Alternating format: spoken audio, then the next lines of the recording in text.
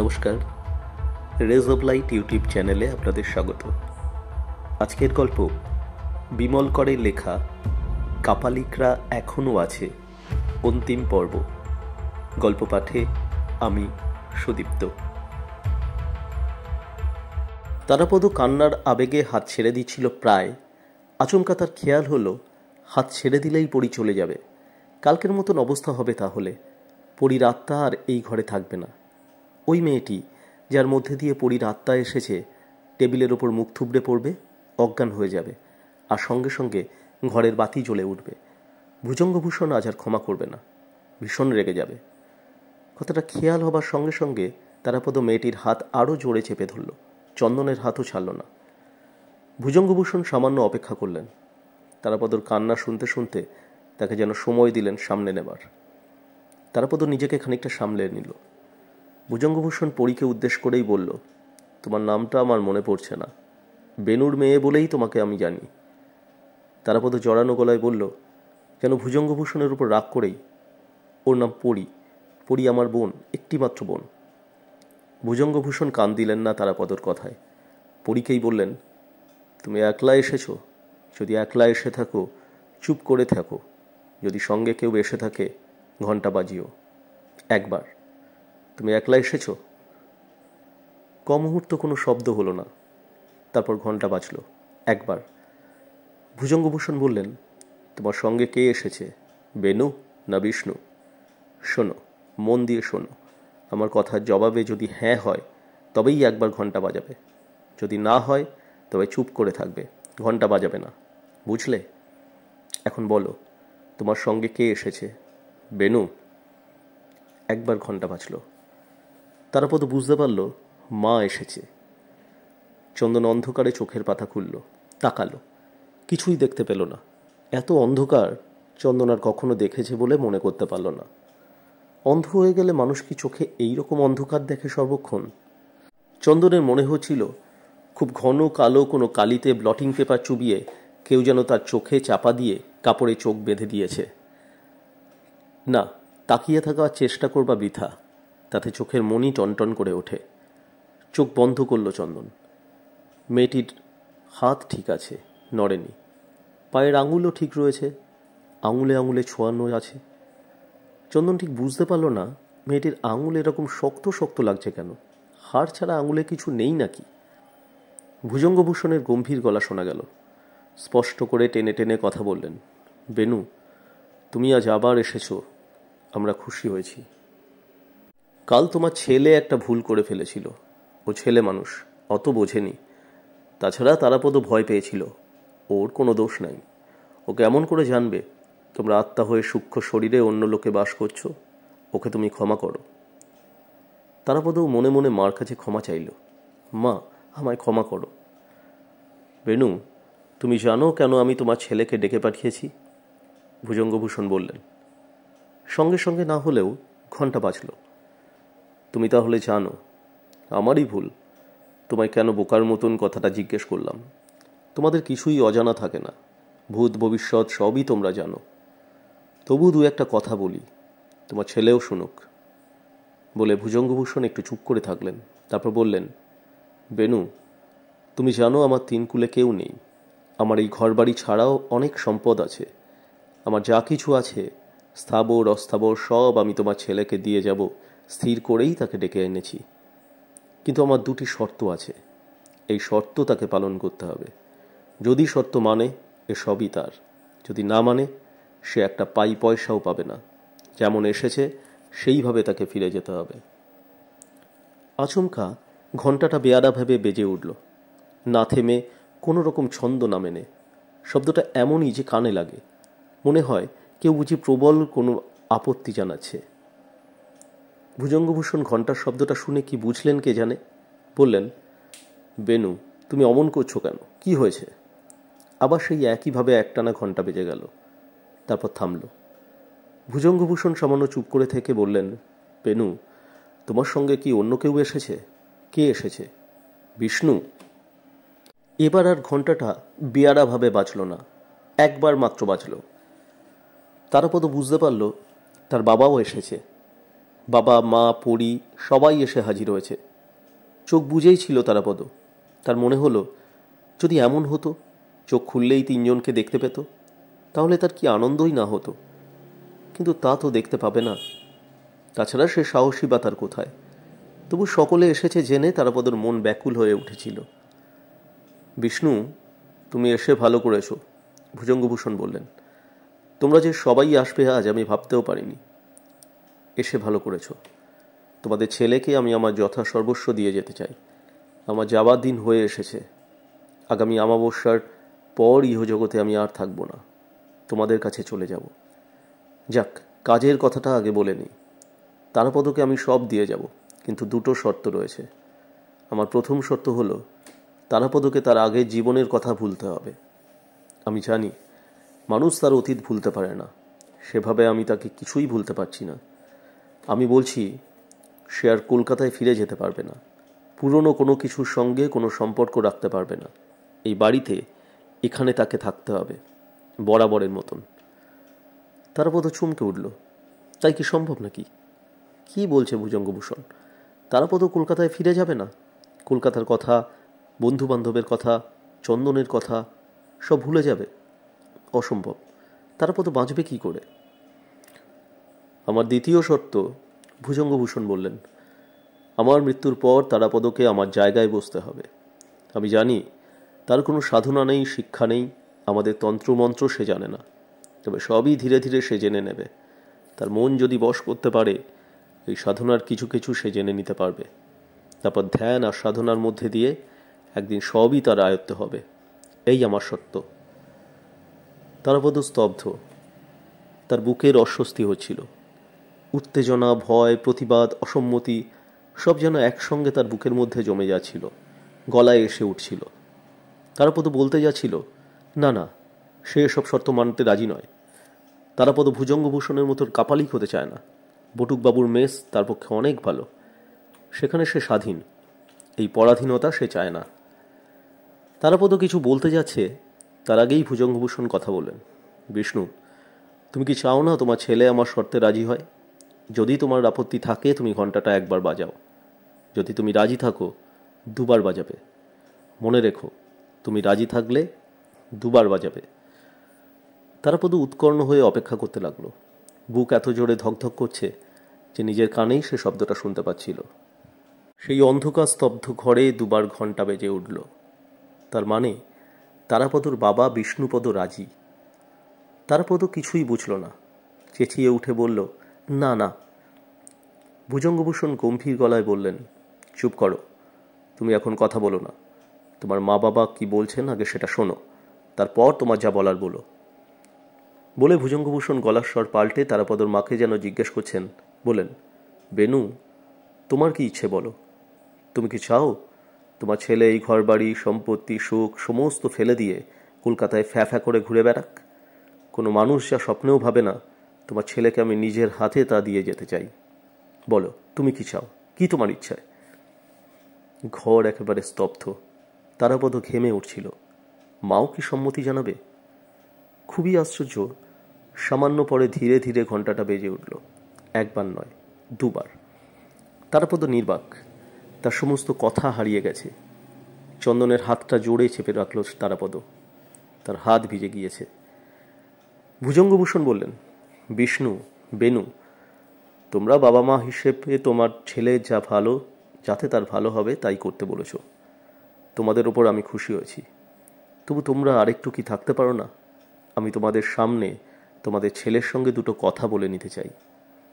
ঘণ্টা বাজল না। তারাপদ বুঝতে পারল না বাবা মা আছেন না চলে গেল।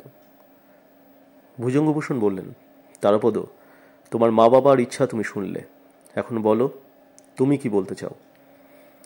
তারাপদ ভাবছিল কি জবাব দেবে। সে এখানে থাকবে না, কিছুতেই নয়। কিন্তু মা বাবা যদি চান তারাপদ এখানে থাকুক, তাহলে সে কি করবে? ঠিক এই মুহূর্তে তার মাথা যেন জট পাকিয়ে যাচ্ছিল। হঠাৎ ঘণ্টাটা আস্তে আস্তে বেজে উঠল। বেজে বেজে যেন দূরে কোথাও মিলিয়ে গেল। ভুজঙ্গভূষণ কথা বললেন, তোমার মা বাবা বোন চলে গেল তারাপদ, ওরা চলে গেল। বলার পর গম্ভীর মৃদু স্বরে তিনি একটা সংস্কৃত শ্লোক আওড়ালেন। মনে হলো আত্মাদের বিদায় জানালেন। ঘরের বাতি জ্বলল, মাথার ওপরকার ফিকে আলো। তারাপদ চোখ খুলল, চন্দনও তাকালো। চোখে কিছুই দেখা যাচ্ছে না, ঝাপসা। ধীরে ধীরে দৃষ্টি পরিষ্কার হলো সামান্য। মেয়েটি হাত টেনে নিল, পা সরিয়ে নিল, কোনো দিকে তাকালো না, মুখ মাথা নিচু করে থাকলো। তবু তার ফর্সা মুখ আরো সাদা ভিজে ভিজে দেখাচ্ছিল। আস্তে আস্তে উঠে দাঁড়ালো। তারাপদ একবার মেয়েটির মুখের দিকে তাকালো। কেমন যেন ঘুম জড়ানোর চোখ, আচ্ছন্নের মতন লাগছে। ঘুমের মধ্যে যেন হেঁটে যাচ্ছে, এইভাবে চলে গেল মেয়েটি। মেয়েটি চলে যাবার পর ভুজঙ্গভূষণ আবার কথা বললেন। তার দিকে সেই লাল আলো এখন আর জ্বলছে না। ঝাপসা অন্ধকারে ভৌতিক চেহারা নিয়ে তিনি বসে আছেন। ভুজঙ্গভূষণ বললেন, তারাপদ, তোমার যা বলার আছে বলো। তারাপদ চন্দনের দিকে তাকালো। চন্দনকে খানিকটা অন্যমনস্ক দেখালো। চোখাচোখি হওয়া সত্ত্বেও সে কোনো রকম ইশারা করল না। তারাপদ অস্পষ্ট গলায় বলল, আমি এখানে কেমন করে থাকব? কেন? কলকাতা ছেড়ে আমি কখনো থাকিনি। আমার বন্ধুবান্ধব, চেনা জানা যারা, তারা সবাই কলকাতায় থাকে। তাদের ছেড়ে আমি এখানে একা একা কেমন করে থাকব? একা একা কেন থাকবে? এই বাড়িতে লোকজন কম নেই, এরা থাকবে। তারাপদ শুকনো গলায় ঢোক গিলল, আমার মন টিকবে না। প্রথম প্রথম টিকবে না, তারপর টিকে যাবে। আমার কেমন করে টেকে? আপনি কতকাল ধরে এখানে আছেন? তাছাড়া আরও একটা কথা রয়েছে, আপনি সাধনা করেন, কত বছর ধরে তন্ত্র সাধনা করে আসছেন। আমি কিছুই জানি না, আমার ওসব জিনিস পছন্দও হয় না। আমি কেমন করে আপনার মতন সাধক হব? ভুজঙ্গভূষণ শান্ত গলায় বললেন, সে চিন্তা আমার। তোমায় যে অনেক কিছু শেখাতে হবে তা আমি জানি, তার ব্যবস্থাও আমি করেছি।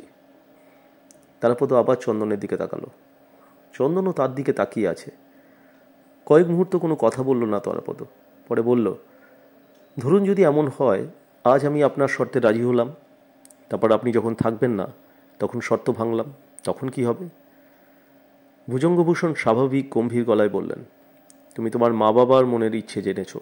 কাল আবার আমি ওদের ডাকবো। ওই আত্মাদের কাছে তোমায় শপথ করতে হবে।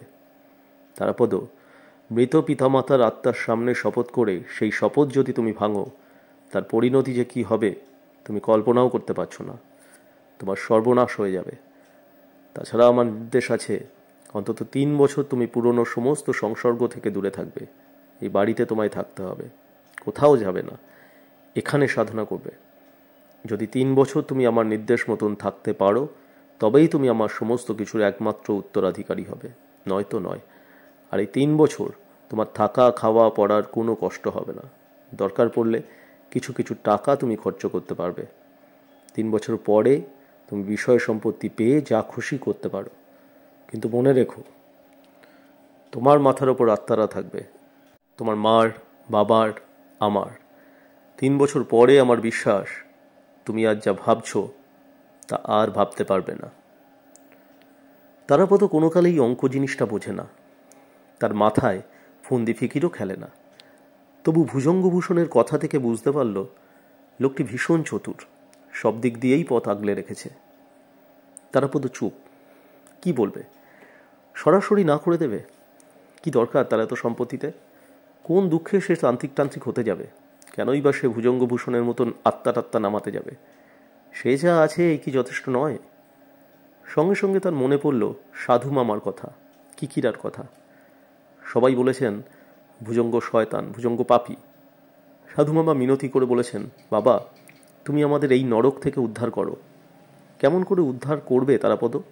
3 বছর এই পুরীতে নিজে বন্দি থেকে সমস্ত কিছু নিজের আওতায় আনার পর?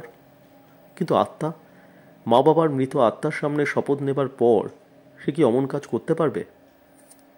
তারাপদ কথা বলছে না দেখে ভুজঙ্গভূষণ বললেন, তুমি মন স্থির করতে পারছো না? বিড়বিড় করে তারাপদ বলল, আমায় ভাববার একটু সময় দিন। বেশি সময় তোমায় কেমন করে দেব? আমার সামনেও যে সময় নেই। তুমি কি কোনো সন্দেহ করছো তারাপদ? তোমার মা বাবার আত্মার ইচ্ছে কি পূরণ করতে মন চাইছে না? তারাপদ কিছু খেয়াল না করেই বলল, আত্মা কি কথা বলে না? না, কখনো সখনো এক আধটা কথা কেউ বলেছেন, আমি কাউকে কথা বলতে দিতে চাই না। আমার মা বাবা যদি একটা কথা বলতেন। তারাপদ, আত্মারা তোমার আমার মতন স্থূল দেহ নিয়ে থাকেন না। সূক্ষ্ম আত্মা, সে প্রায় বাতাসের মতন। তাদের দিয়ে কথা বলাবার চেষ্টা না করাই উচিত। যিনি বাতাসের আকার নিয়ে থাকেন তাকে সবাক করা উচিত নয়, তাতে তাদের বড় কষ্ট হয়। তবে আমি একটা কাজ করতে পারি। আত্মারা যে কখনো কখনো নিজেদের আসা যাওয়ার চিহ্ন রেখে যান, সে প্রমাণ আমি তোমায় দেখাতে পারি। দেখবে? তারাপদ চন্দনের দিকে তাকালো। চন্দনের চোখে কৌতূহল। তারাপদ বলল, দেখব। ভুজঙ্গভূষণ বললেন, বেশ, তুমি দেখতে চেয়েছো যখন আমি দেখাবো। ওই ঘণ্টাটা আমার কাছে দিয়ে যাও। তারাপদ উঠল। ঘণ্টাটা চন্দনের পায়ের দিকে, যেদিকে চন্দন আর মেয়েটির পায়ে পা ছুঁয়ে বসেছিল। চন্দন মাটিতে হাত নামিয়ে ঘণ্টাটা তুলে নিল। তারপর তারাপদ ঘণ্টা হাতে করে ভুজঙ্গর সামনে গিয়ে হাত বাড়াল। ভুজঙ্গভূষণ ইশারা করে ঘণ্টাটা নিচে নামিয়ে রাখতে বললেন। তারাপদ ঘণ্টা নামিয়ে রাখল। রেখে নিজের জায়গায় ফিরে আসার সময় শুনল ভুজঙ্গ ঘণ্টা বাজালেন। তার মাথার দিকে টকটকে লাল আলো জ্বলে উঠল আবার। তারাপদদের ওপরকার আলো নিভে গেল। আর কি আশ্চর্য, ভুজঙ্গভূষণের পেছন দিক থেকেই পর্দার আড়াল সরিয়ে সাধু মামা এলেন। তারাপদদের দিকে তাকালেন না সাধু মামা। বাধ্য অনুগত চাকরের মতন ভুজঙ্গর সামনে মাথা নিচু করে আদেশের অপেক্ষা করতে লাগলেন। ভুজঙ্গভূষণ হাতের ইশারায় তার সামনের নিচু টেবিলটার দিকে দেখালেন। নিচু গলায় কি যেন বললেন। শুধু মোম শব্দটা কানে গেল তারাপদর। সাধুমামা টেবিলের উপর থেকে সামান্য লম্বা গোল মতন অ্যালুমিনিয়ামের পাত্রটা নিয়ে চলে গেলেন। কাচের গোল বয়ামটা পড়ে থাকলো। তার মধ্যে যেন জল, অর্ধেকের বেশি বয়ামটা ভর্তি। ভুজঙ্গভূষণ তারাপদর দিকে তাকালেন। তুমি কতটা সাহসী? কথার মধ্যে যেন একটু ঠাট্টার ভাব ছিল। তারাপদ কথার জবাব দিল না। সে সাহসী নয়। ঘরের মধ্যে যা ঘটছে তা সহ্য করার মতন মনের জোরও তার থাকার কথা নয়। তবু দুদিনের পর আজ তৃতীয় দিনে কেমন করে সে সাহস দেখাতে পারছে সে নিজেই জানে না। তোমার বন্ধুর সাহস বোধহয় বেশি। ভুজঙ্গ চন্দনকে লক্ষ্য করে বললেন, ডাক্তার লোক, আমার এখানে ভয় পাবার মতন কিছু নেই। তবু লোকে ভয় পায়। ভয় পায় কেন জানো? যারা ইহলোকের মানুষ তারা পরলোকের কথা বোঝে না। পরলোক থেকে যারা আসেন তাদেরও বুঝতে পারে না। যা অজ্ঞেয় তাকে মানুষ ভয় করে। তবে আত্মারা সচরাচর কারো ক্ষতি করেন না, যদি না আমরা তাদের বিরক্ত করি, অশ্রদ্ধা করি। কখনো কখনো কোনো দুষ্ট আত্মা হঠাৎ এসে যান। তারাই বড় ভয়ঙ্কর। তারা কাউকে ভর করলে বিপদে পড়তে হয়। যাক, আবার একবার আমি চেষ্টা করে দেখি তারাপদ, যদি কাউকে আনতে পারি। একটা কথা মনে রেখো, আত্মারা আমাদের ইচ্ছাধীন নন, আমরাই তাদের ইচ্ছাধীন। তোমার মা বাবাকে আজ অনেকক্ষণ আমরা ডেকে এনে কাছে রেখেছিলাম। এভাবে থাকতে ওদের বড় কষ্ট হয়। জানি না ওরা আর আসবেন কি না। তুমি কাকে আনাতে চাও আমি জানি না। তারাপদর মনে হলো মা বাবার হয়তো কষ্ট হবে আসতে। হতেও তো পারে।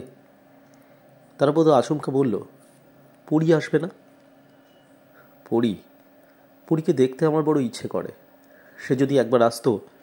বলতে বলতে আবেগে গলা ধরে এলো তারাপদর।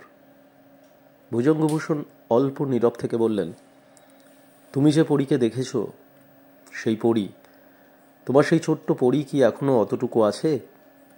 আত্মা অমর, তার কোনো পরিবর্তন থাকে না। তবু নিজেদের মতন করে তারা কিছুটা বদলে যায়। ঠিক আছে, আমরা পরীকেই ডাকব। যদি সে আসে, এই ঘরে তার আসার চিহ্ন রেখে যাবে।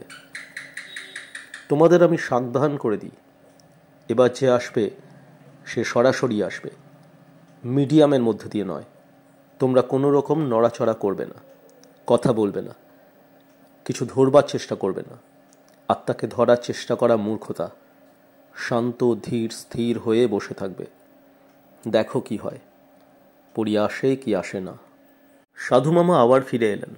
সেই পাত্রটা ভুজঙ্গভূষণের টেবিলের সামনে সরিয়ে রাখলেন। ভুজঙ্গ ঘরে আরও কিছুটা ধুনো গুগ্গুল দিয়ে দিতে বললেন। ঘরের কোণে কোণে ধূপের বাটি রাখা ছিল ঢাকা। ধূপ দিতে বললেন। সবাই যেন তৈরি ছিল। সাধুমামা চলে যেতেই মৃত্যুঞ্জয় এলো। তার দুহাতে ধোঁয়া ওঠা ধুনোর পাত্র, গল গল করে ধোঁয়া বেরুচ্ছে। ঘরে ধোঁয়া দিয়ে সে পাত্র দুটো আড়ালে রেখে দিল। একটু আগুন বা আভা দেখা গেল না। বাড়িতে ধূপ এনে সাধুমামা ঘরের কোণে আড়াল করা জায়গায় রেখে গেলেন। ধূপের আগুনও চোখে পড়ল না। ঘরের সমস্ত বাতি নিভে গেল। ঘোর অন্ধকার। কোথাও এক বিন্দু আলো নেই। ভুজঙ্গভূষণ তার জলদগম্ভীর গলায় আশ্চর্য সুরে দীর্ঘ এক সংস্কৃত মন্ত্র আবৃত্তি করতে লাগলেন। গানের সুরের মতন লাগছিল। ধোঁয়ায় ঘরের বাতাস ভারী হয়ে উঠেছে। ধুনোর গন্ধ, গুগ্গুলের গন্ধ, ধূপের তীব্র এক গন্ধেও ঘর ভরে উঠল। ভুজঙ্গভূষণ মন্ত্রের মতন করে সেই শ্লোক আবৃত্তি করতে করতে শেষ পর্যন্ত থেমে গেলেন। কিছুক্ষণ পরে বললেন, যাকে আনতে চাইছ তাকে চোখ বন্ধ করে এক মনে ডাকো তারাপদ। কোনো কথা বলো না। তোমরা কেউ কাউকে স্পর্শ করো না। তারাপদ পরীকে মনে মনে ভাবতে লাগলো, ডাকতে লাগলো। পরী, পরী, সেই ছোট্ট পরী। চন্দন চোখ খোলার চেষ্টা করলো বার কয়েক, পারল না। যেন পাতালের তলায় তারা কোথাও নেমে গেছে। ঘুটঘুট করেছে অন্ধকার।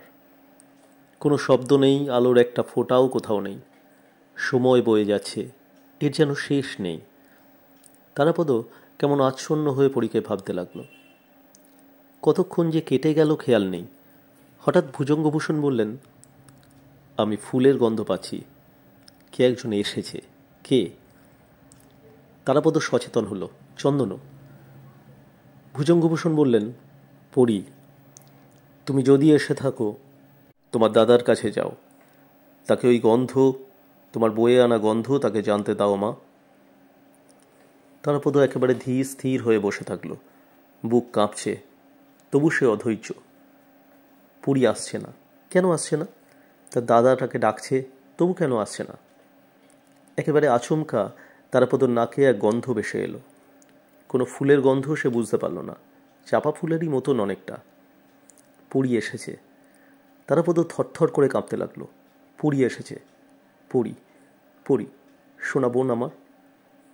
আবেগে তারাপদ যখন কেঁদে ফেলেছে, হঠাৎ তার গালের পাশে পরীর চুলের ছোঁয়া পেল। তারপর আর নয়, ছোঁয়া নয়, গন্ধটাও ফিকে হয়ে যেতে যেতে মিলিয়ে যাচ্ছিল। ভুজঙ্গভূষণ বললেন, পরী, তুমি যে এই ঘরে এসেছিলে তার কিছু চিহ্ন রেখে যাও। তোমার দাদার সামান্য কিছু চিহ্ন চায়। আমার সামনে মোমের পাত্র আছে। তোমার হাতের কিছু চিহ্ন রেখে যাও মা, অন্তত একটা দুটো আঙুলের। আবার সব নিস্তব্ধ। অনেকক্ষণ পরে ভুজঙ্গভূষণ বললেন, পরী চলে গেছে। আমি আর কোনো গন্ধ পাচ্ছি না। আরও সামান্য সময় গেল। ভুজঙ্গভূষণ ঘণ্টা নাড়লেন। তারাপদদের মাথার ওপরকার বাতি জ্বলে উঠল। তারাপদ আর চন্দন অন্ধের মতন বসে থাকলো কিছুক্ষণ। তারপর ধীরে ধীরে তাদের চোখ ফুটল। ভুজঙ্গভূষণ সামনের টেবিলের দিকে হাত বাড়িয়ে বললেন, তারাপদ, তোমার বোন পরী এসেছিল। ওই দেখো, সে তোমার জন্য তার আঙুলের ওই চিহ্ন রেখে গেছে। তারাপদ প্রায় পাগলের মতন সামনে ছুটে গেল। ভুজঙ্গভূষণের সামনের টেবিলে মোমের একটা আঙুল পড়ে আছে। আঙুলটা নেবার জন্য তারাপদ হাত বাড়াল। সকালে তারাপদর আর বিছানা ছেড়ে উঠতে ইচ্ছা করছিল না। ঘুম ভেঙে যাবার পরও সে অনেকক্ষণ শুয়ে থাকল। শরীর যেন ভেঙে যাচ্ছে। হাত পা ভার, চোখ জ্বালা করছিল। সারা রাত জ্বরের ঘোরে পড়ে থাকার পর সকালে ঘুম ভাঙলে যেমন লাগে সেই রকম লাগছিল। শরীরের দোষ নেই। আজ কদিনই একটা না একটা কিছু ঘটে যাচ্ছে, যাতে মাথার ঠিক থাকে না। একের পর এক ভাবনা সারাক্ষণ জট পাকিয়ে থাকে মাথায়। রাত্রে ঘুম হয় না ভালো করে। তার উপর কালকের ঘটনার পর তারাপদ একেবারেই ঘুমোতে পারেনি। বিছানায় শুয়ে ছটছট করেছে। মাঝে মাঝেই কেঁদে উঠেছে বাবা মা পরীর কথা ভেবে। তবু বাবা কিংবা মা তাকে এমন করে বিহ্বল করে যায়নি। পরী যেন সব উল্টে পাল্টে দিয়ে গেল।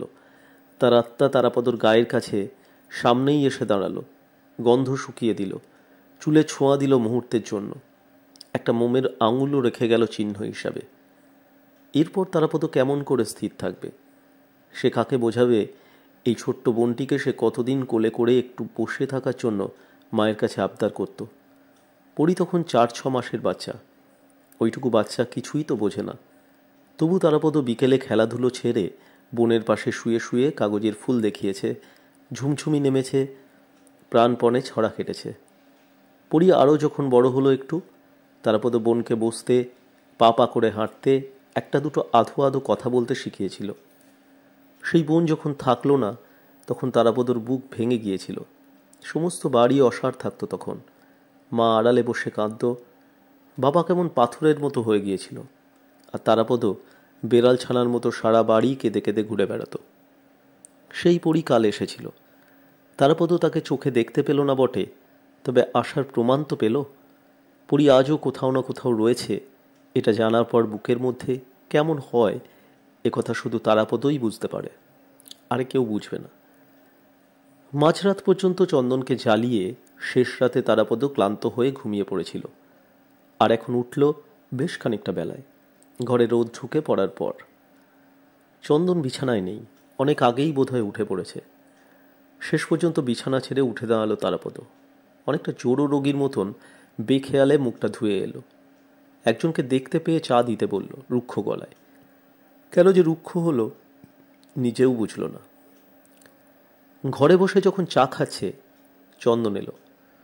ঘুম ভাঙল তোর? চন্দন বলল, হ্যাঁ, তুই কোথায় গিয়েছিলি? চন্দন হাত বাড়িয়ে নিজের জন্য এক পেয়ালা চা ঢেলে নিল। কথা বলল না প্রথমটায়। তারপর বলল, রোগী দেখতে। অবাক হয়ে তারাপদর বন্ধুর মুখের দিকে তাকিয়ে থাকল। চন্দন বলল, সাধু মামার বুকে ব্যথা উঠেছিল। সাধু মামার? ভোররাতে আমার মৃত্যুঞ্জয় ডাকতে এসেছিল, তোকে আর আমি জাগাইনি। একটু আগে আরেকবার দেখতে গিয়েছিলাম সাধু মামাকে। তারাপদ উদ্বিগ্ন মুখে বলল, কি হয়েছে সাধু মামার? কেমন আছে? ভালোই আছেন এখন। বুকে ব্যথা কেন? হার্টের গোলমাল? চন্দন পরপর দু চুমুক চা খেলো, সিগারেটও ধরালো। শেষে হেঁয়ালি করেই যেন বলল, হতে পারে। হতে পারে মানে? বলতে পারছি না। হার্টের গোলমাল ধরা কঠিন। আমার কাছে স্টেথও নেই, তবে ব্যথাটা হার্টের দিকটাতেই। তোর কাছে তো কোনো ওষুধও নেই? না, দু চারটে যা এনেছি তাতেই আপাতত কাজ চালিয়ে দিচ্ছি। তারাপদ কিছুই বুঝতে পারছিল না। আমার বুকের ব্যথা যদি এতই বেশি, তাহলে চন্দন তেমন গা করছে না কেন? আশ্চর্য, যে ডাক্তারের না আছে স্টেথোস্কোপ, না কোনো ওষুধপত্র, সে ডাক্তার কেন রোগীর ভার নেবে? তারাপদ বলল, তুই সবে পাশ করেছিস, তোর কাছে ওষুধপত্র নেই, কেন তুই এই দায়িত্ব মাথায় নিচ্ছিস? সাধু মামা বুড়ো মানুষ, একটা কিছু হয়ে গেলে তখন সামলাতে পারবি না। তা চেয়ে ভুজঙ্গদের বল কোনো ডাক্তার ডেকে আনবে। চন্দন কথাগুলো কানে শুনেও গা করল না। বলল, বোকার মতো কথা বলিস না। আমি যেমন ডাক্তারই হই, বিপদে পড়ে কেউ যদি আমায় ডাকতে আসে, আমি না বলতে পারি না।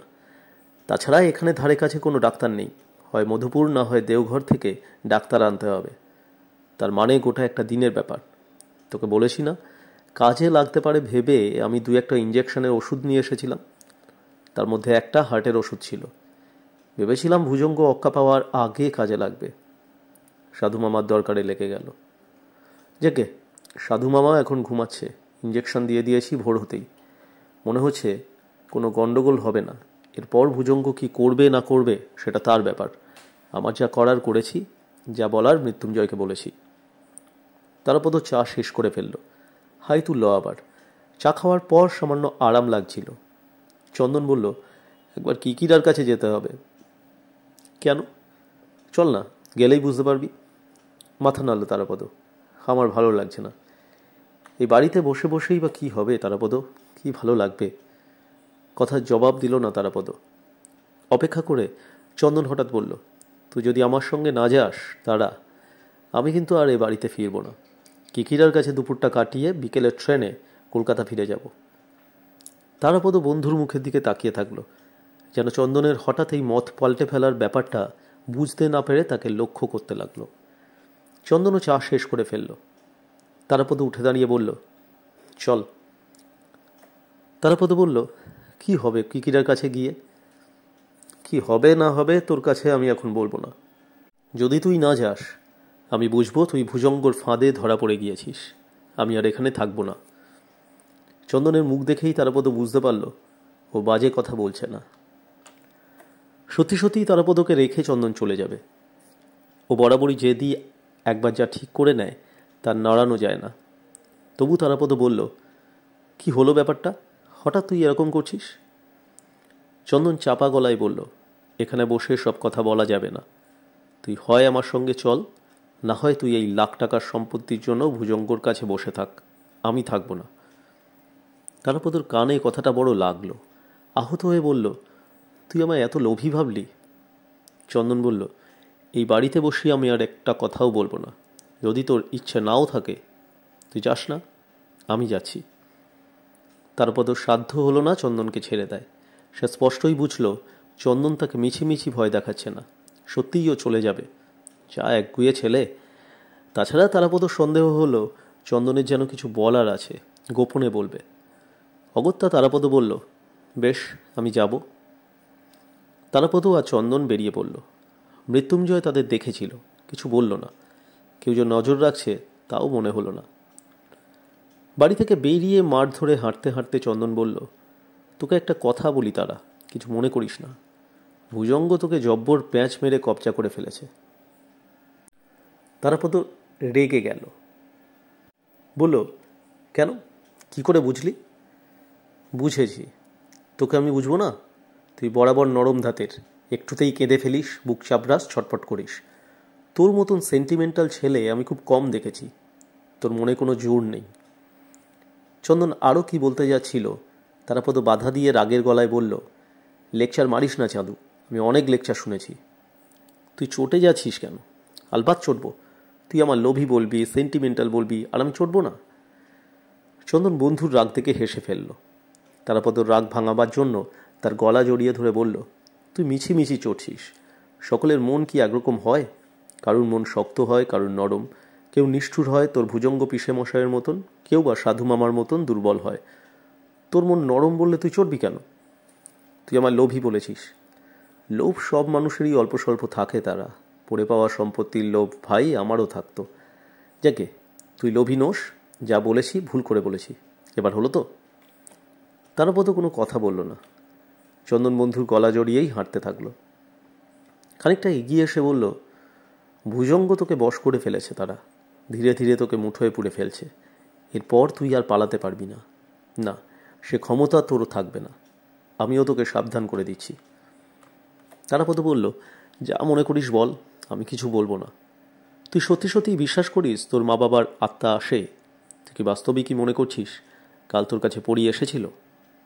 হ্যাঁ, এসেছিল। আমি বিশ্বাস করি না, এ অসম্ভব। তুই বিশ্বাস না করতে পারিস, কিন্তু আমি করি। যদি পড়ি না আসবে, তবে কে আমার নাকের কাছে গন্ধ শুকিয়ে যাবে? কার মাথার চুল আমার মুখে লাগবে? কার আঙুলের ছাঁচ পড়ে থাকবে? চন্দন বন্ধুর গলা থেকে হাত সরালো, মুখোমুখি তাকালো, বলল, তুই পাগলের মতন কথা বলছিস। পরি মারা গিয়েছিল ছোট্ট বয়সে, তুই বলিস বছর 2-3 বয়সে। শোন তারা, যা বলছি ভেবে দেখ। পরি যখন মারা যায় তখন তুই নিজেই ছেলে মানুষ। পরির ঠিক ঠিক বয়স কত হতে পারে তুই জানিস না। 2-3 বছর হতে পারে, আবার 4ও হতে পারে। সেটা বড় কথা নয়, কিন্তু ছোট্ট পরি কি করে মরে গিয়েও পরলোকে বাড়ছে? তারাপদ কথাটা বুঝতে পারল না, অবাক হয়ে বলল, মানে? চন্দন বলল, এটা তো সোজা ব্যাপার। আমরা চেয়ারে বসেছিলাম, ঠিক কিনা বল? একটা 3-4 বছরের মেয়ে মাথায় কত লম্বা হবে যে তোকে গন্ধ শুকিয়ে যাবে, মুখে চুলে ছোঁয়া দিয়ে যাবে? যদি মেয়েটা কম করেও ফুট 4 মতন লম্বা না হয়, কখনোই আমরা চেয়ারে বসে থাকার সময় মুখে মাথার চুল ছোঁয়াতে পারে না। এটা সোজা অঙ্কের ব্যাপার। চেয়ারে বসে থাকার সময় আমাদের মুখ মাটি থেকে অন্তত 3.5-3.5 ফুট উঁচুতে থাকে। ওই হাইটের কোনো মেয়ে পাশে না দাঁড়ালে তার চুলের ছোঁয়া তোর মুখে লাগতে পারে না। অবশ্য যে মেয়ে মাথায় আরও লম্বা, সে কিন্তু ঘাড় নামিয়ে হেঁট হয়ে তোর মুখে চুলের ছোঁয়া লাগাতে পারে। এবার তুই বল, মারা যাবার পর স্বর্গে গিয়ে পরি কি তোর আমার মতন বছরে বছরে বাড়ছে? তা যদি বাড়ে, তবে তার বয়স আজ 16-17 হতে পারে। তারাপদ বোকার মতন বন্ধুর মুখের দিকে তাকিয়ে থাকলো, কথা বলতে পারল না। পরির মুখ কিংবা স্মৃতি যেটুকু মনে আছে তারাপদর, তাতে সেই ফুটফুটে বাচ্চা মেয়ে কখনোই মাথায় অত লম্বা হতে পারে না। বড়জোর বছর 3 ছিল পরি, সে কতই বা লম্বা হবে? তাছাড়া তার মাথার চুল ছিল ঝাঁকড়া, কিন্তু বব করে ছাটা। সেই চুলই বা কেমন করে মুহূর্তের জন্য পালকে ছোঁয়ার মতন তারাপদর গালে লেগে সরে যাবে? মোমের আঙুলে যে ছাঁচ তারাপদ দেখেছে, সেটাও তো কচি মেয়ের নয়। তাহলে আত্মারা কি মানুষের মতন পরলোকে গিয়ে বয়সেও বাড়ে? যদি তা বাড়ত, তবে হাজার হাজার আত্মার বয়স 100, 200, 500 বছর হয়ে গেছে। তারাপদ এরকম একটা হেঁয়ালির কোনো কুলকিনারা খুঁজে পেল না। বলল, কি জানি, আমি কিছু জানি না। তবে ভুজঙ্গ তো আগেই বলেছে পরিয়ার অত ছোট্টটি নেই, আত্মাদের অন্য কোনো ব্যাপার আছে। কোনো ব্যাপার নেই। চন্দন ঘাড় নেড়ে বলল, আমি তোকে বলছি, যে মেয়েটি আমাদের সঙ্গে টেবিলে বসে আত্মা নামাবার মিডিয়াম হয়, সেই মেয়েটাই কাল পরি সেজে তোর কাছে এসেছিল। তারাপদ প্রবল ভেবে বাধা দিতে গেল। চন্দন শুনল না। বলল, মেয়েটার মাথায় অনেক চুল, সবসময় চুল এলো করে থাকে, মাথায় লম্বা, গায়ে রোগা। তারা এই মেয়েই কাল পরি সেজে এসেছিল। চন্দন আরও কি বলতে গিয়ে থেমে গেল। পরে বলল, কিকিরার কাছে চল, কিকিরা তোকে বুঝিয়ে দিতে পারবেন ভুজঙ্গ কেমন করে আত্মা নামায়। মাঠে ঘাটে নয়, কিকিরা বাড়িতে চন্দনদের জন্য অপেক্ষা করছিলেন। বাড়ি মানে সেই হরিরামের আস্তানা, বালিয়াড়ির আড়ালে মাঠ কোটা ধরনের বাড়ি, দোতলা কাঠের সিঁড়ি, মাথায় খাপড়া চাল, চারদিকেই কিছু না কিছু গাছপালা, বাড়ির একপাশে বাঁধানো কুয়ো। হরিরাম ক্ষেত খামার নিয়ে পড়ে থাকতো একসময়। ছেলে গোরখপুরের বড়সড় ব্যবসা ফাঁদার পর বাবার কাছে বড় একটা আসতে পারে না। হরিরামের স্ত্রী মারা গিয়েছেন বছর কয়েক আগে। সংসারে একলা মানুষই এখন হরিরাম। ক্ষেত খামারের ওপর তার আর টান নেই, ধর্মকর্ম নিয়েই দিন কাটায়। বাড়িতে জোয়ান বয়সের কাজের লোক আছে একটা, আর আছে পাঁড়েজি, বুড়ো বামুন। কিকিরা দোতলার ঘরে ডেকে নিলেন চন্দনদের। ঘরটা কাঠের, শীতের রোদ খেয়ে মোটামুটি গরমই লাগছিল। সরাসরি রোদ পড়েছে পিছন দিকটায়, সামনে সরু বারান্দা। কিকিরার ঘরে একটা তক্তপোষ, টিনের চেয়ার আর কাঁঠাল কাঠের টেবিল ছাড়া বিশেষ কিছু নেই। দুটি আলনায় জামাটামা ঝুলছে কিকিরার। চন্দনরা বসার পর কিকিরা তারাপদর মুখ খুঁটিয়ে দেখতে দেখতে বললেন, রাত্রিরে ঘুম হয়নি স্যার, বলে একটু হাসলেন। চন্দন বলল, ওর ঘুম তো গেছেই, সঙ্গে সঙ্গে আমারও। কাল সারা রাত তারা যা করেছে, ভাবছিলাম ওকেই একটা ইঞ্জেকশন ঠুকে দিই। কেন কেন? কিকিরা কৌতূহল বোধ করে বললেন। চন্দন বলছি, তার আগে আর একটা খবর আছে। সাধু মামার আজ শেষ রাত থেকে শরীর খারাপ, বুকে ব্যথা। মৃত্যুঞ্জয় আমায় ডাকতে এসেছিল শেষ রাতে। কিকিরা কেমন ব্যস্ত হয়ে বললেন, বুকে ব্যথা? কি হয়েছে? আমার মনে হলো অনেক দিন ধরেই উনি কোনো দুঃখ দুর্ভাবনার মধ্যে রয়েছেন, শরীরটাও দুর্বল, হার্টের কিছু গোলমাল হয়ে থাকতে পারে। আমার কাছে স্টেথোস্কোপও নেই, নাড়ি ধরে কতটুকু আর বুঝবো, প্রেশার, হার্ট সব দেখানো দরকার। তবে এই ব্যথাটা বোধহয় মনের ভীষণ দুর্ভাবনা থেকে হয়েছে। বলে চন্দন অল্প সময় করে থেকে তারাপদকে দেখল দুপলক। শেষে কিকিরার দিকে তাকিয়ে বলল, আমি যখন সাধু মামাকে দেখছিলাম, মৃত্যুঞ্জয় আমার কাছে দাঁড়িয়েছিল। যখন নিচে এসে ইঞ্জেকশন নিয়ে আবার উপরে গেলাম, তখন আমি মৃত্যুঞ্জয়কে ঘর থেকে সরিয়ে দিলাম কায়দা করে। কেমন করে? কিকিরা জিজ্ঞেস করলেন। ব্যাপারটা সহজ। বললাম, আমার কাছে ইথার টিথার নেই, ইঞ্জেকশনের সিরিঞ্জ আর ছুঁচ স্টেরিলাইজ করতে হবে, গরম জলে এগুলো ফুটিয়ে আনার ব্যবস্থা করুন তাড়াতাড়ি। কিকিরার মুখ দেখে মনে হলো তিনি চন্দনের উপস্থিত বুদ্ধিতে খুশি হয়েছেন। চন্দন বলল, সাধু মামার মুখ চোখ দেখে আমি আগেই বুঝেছিলাম তিনি আমায় কিছু বলতে চান, তাই কায়দা করে মৃত্যুঞ্জয়কে সরালাম। ঘরে যখন আমি আর সাধু মামা ছাড়া অন্য কেউ নেই, তখন সাধু মামা বালিশের ওয়ারের মধ্যে লুকিয়ে রাখা একটা চিরকুট বের করে আমার হাতে গুঁজে দিলেন। বললেন, আপনার কাছে চিরকুটটা দিতে। বলে চন্দন প্যান্টের পকেট থেকে এক টুকরো কাগজ বের করল। তারাপদ বোকার মতন বসে থাকলো। অবাক চোখ করে সে একবার চন্দনকে দেখছে, একবার কিকিরাকে। কি যে হয়ে যাচ্ছে কিছুই তার মাথায় ঢুকছিল না। বেশ বোঝা যাচ্ছে সাধু মামা কিকিরাকে জানেন, এটাও জানেন যে কিকিরা এখন এখানে। তারাপদদের সঙ্গে যোগাযোগ রয়েছে। সাধু মামাও যেন এক রহস্য। কিকিরা চিরকুটটা নিয়ে পড়লেন। বারদুই মনে হলো চঞ্চল হয়ে পড়েছেন, প্রকাশ করতে চাইলেন না। কি মনে করে একটা সিগারেট চাইলেন চন্দনের কাছে, তারপর সিগারেটটা ধরিয়ে হঠাৎ উঠে গেলেন। ঘরে তারাপদ আর চন্দন। তারাপদ বলল, কিসের চিরকুট? চন্দন বলল, কিকিরা বলবেন। তুই দেখিসনি? দেখেছি, বুঝতে পারিনি। চন্দন একথা এড়িয়ে গেল। তারাপদ একটু চুপ করে থেকে বলল, সাধু মামা তোকে চিরকুট দিল কেন? চন্দন বলল, তোকে দিয়ে লাভ হতো না বলে, কিংবা তোকে দেবার কোনো সুযোগ ছিল না বলে। তারাপদর সন্দেহ হলো। কিছু যেন ভাবলো তারাপদ। বলল, তুই কি বলতে চাস? বুকের ব্যথার নাম করে সাধু মামা তোকে ডেকে ওই চিরকুটটা দিয়েছে? আমার তাই মনে হয়, চন্দন ছোট করে জবাব দিল। সাধু মামাও তাহলে কিকিরাকে চেনে? তারাপদ বলল। চন্দন চুপ করে থাকলো। কিকিরা ফিরে এলেন। ফিরে এসে বসলেন না, ঘরের মধ্যে বার দুই পায়চারি করলেন। তারাপদকে দেখলেন বারবার, তারপর বললেন, একটু দেহাতি চা খেয়ে নিন স্যার, তারাপদ কথা বলা যাবে। তারাপদ ধৈর্য থাকছিল না। সাধু মামা কেন চিরকুট পাঠিয়েছে কিকিরাকে? কি লিখেছে চিরকুটে? অসহিষ্ণু হয়ে তারাপদ বলল, সাধু মামা আপনাকে কি লিখেছে?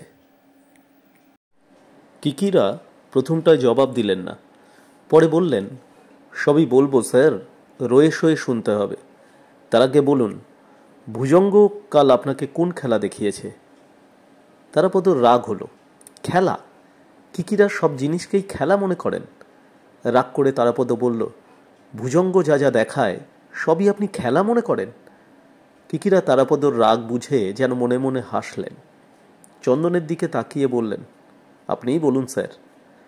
সাধু মামা চিরকুটে কালকের কথার একটু আধটু উল্লেখ ছিল। কিকিরা নিশ্চয়ই বুঝতে পেরেছেন কাল ভুজঙ্গ কোন খেলা দেখিয়েছে। তবু সবটাই শুনতে চান তিনি। কাল যা যা ঘটেছে চন্দন বলতে লাগলো। ওরই মধ্যে কাচের বড় বড় গ্লাসে চা এলো। দেহাতি চা না দুধ চা বলা মুশকিল, দুধে সাদা হয়ে রয়েছে, স্বর ভাসছে ওপরে। চন্দন কথা শেষ করে থামল। কিকিরা সব শুনে তারাপদর মুখের দিকে তাকিয়ে থেকে বললেন, আপনি ঠিক জানেন আপনার বোনের আত্মা এসেছিল? তারাপদ জেদির মতন বলল, আসেনি তার প্রমাণ কোথায়? চন্দন চা খেতে খেতে বলল, তারা, তোর মতন মুখ্যু আমি আর দেখিনি। তোকে আমি অত করে বোঝালাম, সাধারণ নিয়মে এটা হতে পারে না, অসম্ভব ব্যাপার। তারাপদ বলল, জগতে অনেক অসম্ভবই সম্ভব হয়। ভুজঙ্গ আমার পিসেমশাই হয়ে ডেকে পাঠাবে, এটাই কি সম্ভব? চন্দন ভীষণ বিরক্ত বোধ করে চুপ করে গেল, সামান্য চুপচাপ। কিকিরা বললেন, তারাপদবাবু, আপনি তাহলে বিশ্বাস করেন আত্মা আছে, আর পরলোক থেকে সেই আত্মারা ভুজঙ্গর ডাকে মাটিতে নেমে আসে? তারাপদ এক গুঁয়ের মতো বলল, হ্যাঁ করি। আমি যা দেখেছি তা অবিশ্বাস করব কেমন করে? কিকিরা কয়েক মুহূর্ত তারাপদর দিকে তাকিয়ে থেকে মজার গলায় বললেন, আপনি যা যা দেখেছেন, আমি যদি আপনাকে সেগুলো দেখাতে পারি, তাহলে কি আপনি স্বীকার করবেন ভুজঙ্গ আপনাদের ধোঁকা দিয়েছে? তারাপদ প্রথমে অবাক হলো, তারপর অবিশ্বাসের চোখে কিকিরার দিকে তাকালো। কিকিরা তার আলখাল্লার মতন জামাটা খুলে ফেললেন, মাথার সেই টুপিটাও খুললেন। বড় রোগা দেখাচ্ছিল তাকে, রোগা আর রুগ্ন। মাথার চুলও কিছু কিছু সাদা, লম্বা লম্বা চুল, ঘাড় পর্যন্ত নামানো। কিকিরা বললেন, চলুন আমরা নিচে যাই। নিচের তলায় হরিরামের একটা গুদম ঘর আছে, পুরনো পোড়ো ঘর। ঘরটা বেশ অন্ধকার, সেখানে আমরা এই সাত সকালেই আত্মা নামাবো। বলে কিকিরা যেন হাসলেন, বললেন, ভুজঙ্গর আত্মা নামানোর ঘরে অনেক ব্যবস্থা আছে, সেটা স্যার মডার্ন, আমাদের পোড়ো গুদম ঘরে কিছু নেই। তবু দেখা যাক সেখানে আত্মা নামে কি না। তারাপদ এবার কেমন বিব্রত বোধ করল। ভুজঙ্গর আত্মা নামানোর ব্যাপারটা পুরো ধোঁকা, একথা এখন প্রমাণ হয়ে গেলেও তার যেন ভালো লাগবে না। অথচ এটা যে মিথ্যে তাও জানা দরকার। কিকিরা বললেন, চলুন স্যার, দিনের বেলায় আত্মারা বড় একটা আসতে চায় না, তবু একবার চেষ্টা করা যাক। কিকিরা দি ম্যাজিশিয়ান অনেক দিন পর তার খেলা দেখাবে। বলে ঠাট্টার গলায় হাসলেন কিকিরা। তারপর জাদুকরের ভঙ্গিতে পিঠ নুইয়ে মাথা নিচু করে অভ্যর্থনার ভঙ্গি করে ডাকলেন তারাপদদের, আসুন। চন্দন প্রথমে উঠে দাঁড়ালো, তারপর তারাপদ কেমন যেন অস্বস্তি বোধ করছিল। কাঠের সিঁড়ি বেয়ে নামবার সময় কিকিরা বললেন, তারাপদবাবু, একটা কথা আপনাকে বলে দিই, ভুজঙ্গ যত বড় শয়তান তার চেয়েও বেশি বুদ্ধিমান, কিন্তু বুদ্ধিমানও ভুল করে। ভুজঙ্গ মস্ত বড় ভুল করেছে। চন্দন প্রথমে উঠে দাঁড়ালো, তারপর তারাপদ কেমন যেন অস্বস্তি বোধ করছিল। কাঠের সিঁড়ি বেয়ে নামবার সময় কিকিরা বললেন, তারাপদবাবু, একটা কথা আপনাকে বলে দিই, ভুজঙ্গ যত বড় শয়তান তার চেয়েও বেশি বুদ্ধিমান, কিন্তু বুদ্ধিমানও ভুল করে। ভুজঙ্গ মস্ত বড় ভুল করেছে। বারবার একই ফোন দিয়ে কাজে লাগে না। পরীর আত্মা নামিয়ে সে আপনার বাবাকে পাগল করেছিল, তাকে মেরেছিল বলা যায়। ওই একই কায়দা করে সে আপনাকে হাতের মুঠোয় ধরে ফেলেছে, কিন্তু ও জানে না একই ফাঁদে দুবার শিকার ধরা যায় না। বাবার কথায় তারাপদ সিঁড়ির মধ্যে দাঁড়িয়ে পড়েছিল। কিকিরা কিন্তু দাঁড়ালেন না। রোগা রুগ্ন হাড় চিরচিরে মানুষটির মুখে ঘৃণা এবং প্রতিহিংসা যেন জ্বলে উঠেছিল। তারাপদ কিকিরার এমন মুখ কখনো দেখেনি। তার কেমন যেন মায়া হলো, ভয় হলো। কিকিরা নিচে নেমে গেলেন। হরিরামের গুদম ঘরটা বেশ অন্ধকার, তবু ভুজঙ্গর আত্মা নামানোর ঘরটার মতো ঘুটঘুটে নয়। এখন আবার দিনের বেলা। বাইরের আলো ছোটোখাটো ফাঁক ফোকর দিয়ে একটু না একটু ঢুকে পড়েছে। ম্যাটিনি শোয়ে সিনেমা দেখতে গেলে হলের মধ্যে যেমন লাগে, অনেকটা সেই রকম অন্ধকার লাগছিল এখানে। কিকিরা বড় বড় ফাঁক ফোকরগুলো ছেঁড়া চট, কাগজ আরও যা যা পেয়েছেন হাতের কাছে তাই দিয়ে ঢেকে দিয়েছিলেন আগেই। ছোটগুলো ঢাকতে পারেননি, তার জন্য তিনি ব্যস্তও হলেন না। ঘরের মাঝ মধ্যিখানে একটা ছোট টেবিল ছিল, চৌকো ধরনের, আর দুটো চেয়ার মুখোমুখি। গুদম ঘরের দরজাটা ভেজিয়ে দিলেন কিকিরা। বললেন, তারাপদবাবু, আপনি আর আমি চেয়ারে গিয়ে বসব, মুখোমুখি। টেবিলের ওপরে আমাদের হাত থাকবে, আমরা দুজন দুজনের হাত ধরে রাখব। আর টেবিলের নিচে আমাদের পা থাকবে, আমরা পায়ে পা ছুঁয়ে রাখব। চন্দনবাবু যেখানে খুশি দাঁড়িয়ে থাকতে পারেন, আসুন। তারাপদ কিকিরার মতিগতি বুঝতে পারছিল না। ওই খ্যাপা মানুষটি কি পাগলামি শুরু করলেন? তাছাড়া তারাপদর মাথায় বাবার কথা বারবার এসে পড়ছিল। কিকিরা কেন বললেন ভুজঙ্গই একরকম তার বাবাকে মেরেছে? কেন বললেন পরীর আত্মা নামিয়ে ভুজঙ্গ বাবাকে পাগল করেছিল?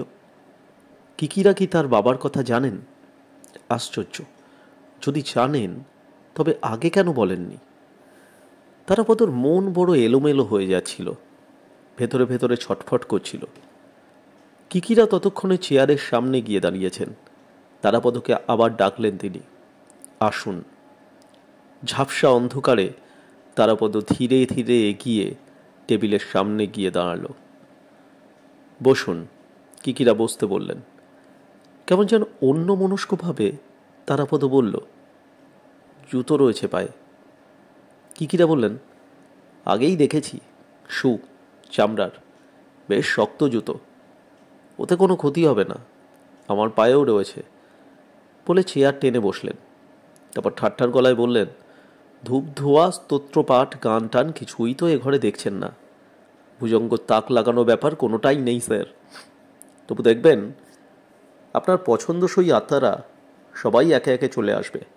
নিন, বসে পড়ুন। তারাপদ চেয়ার টেনে বসল। কিকিরাও বসে পড়েছেন।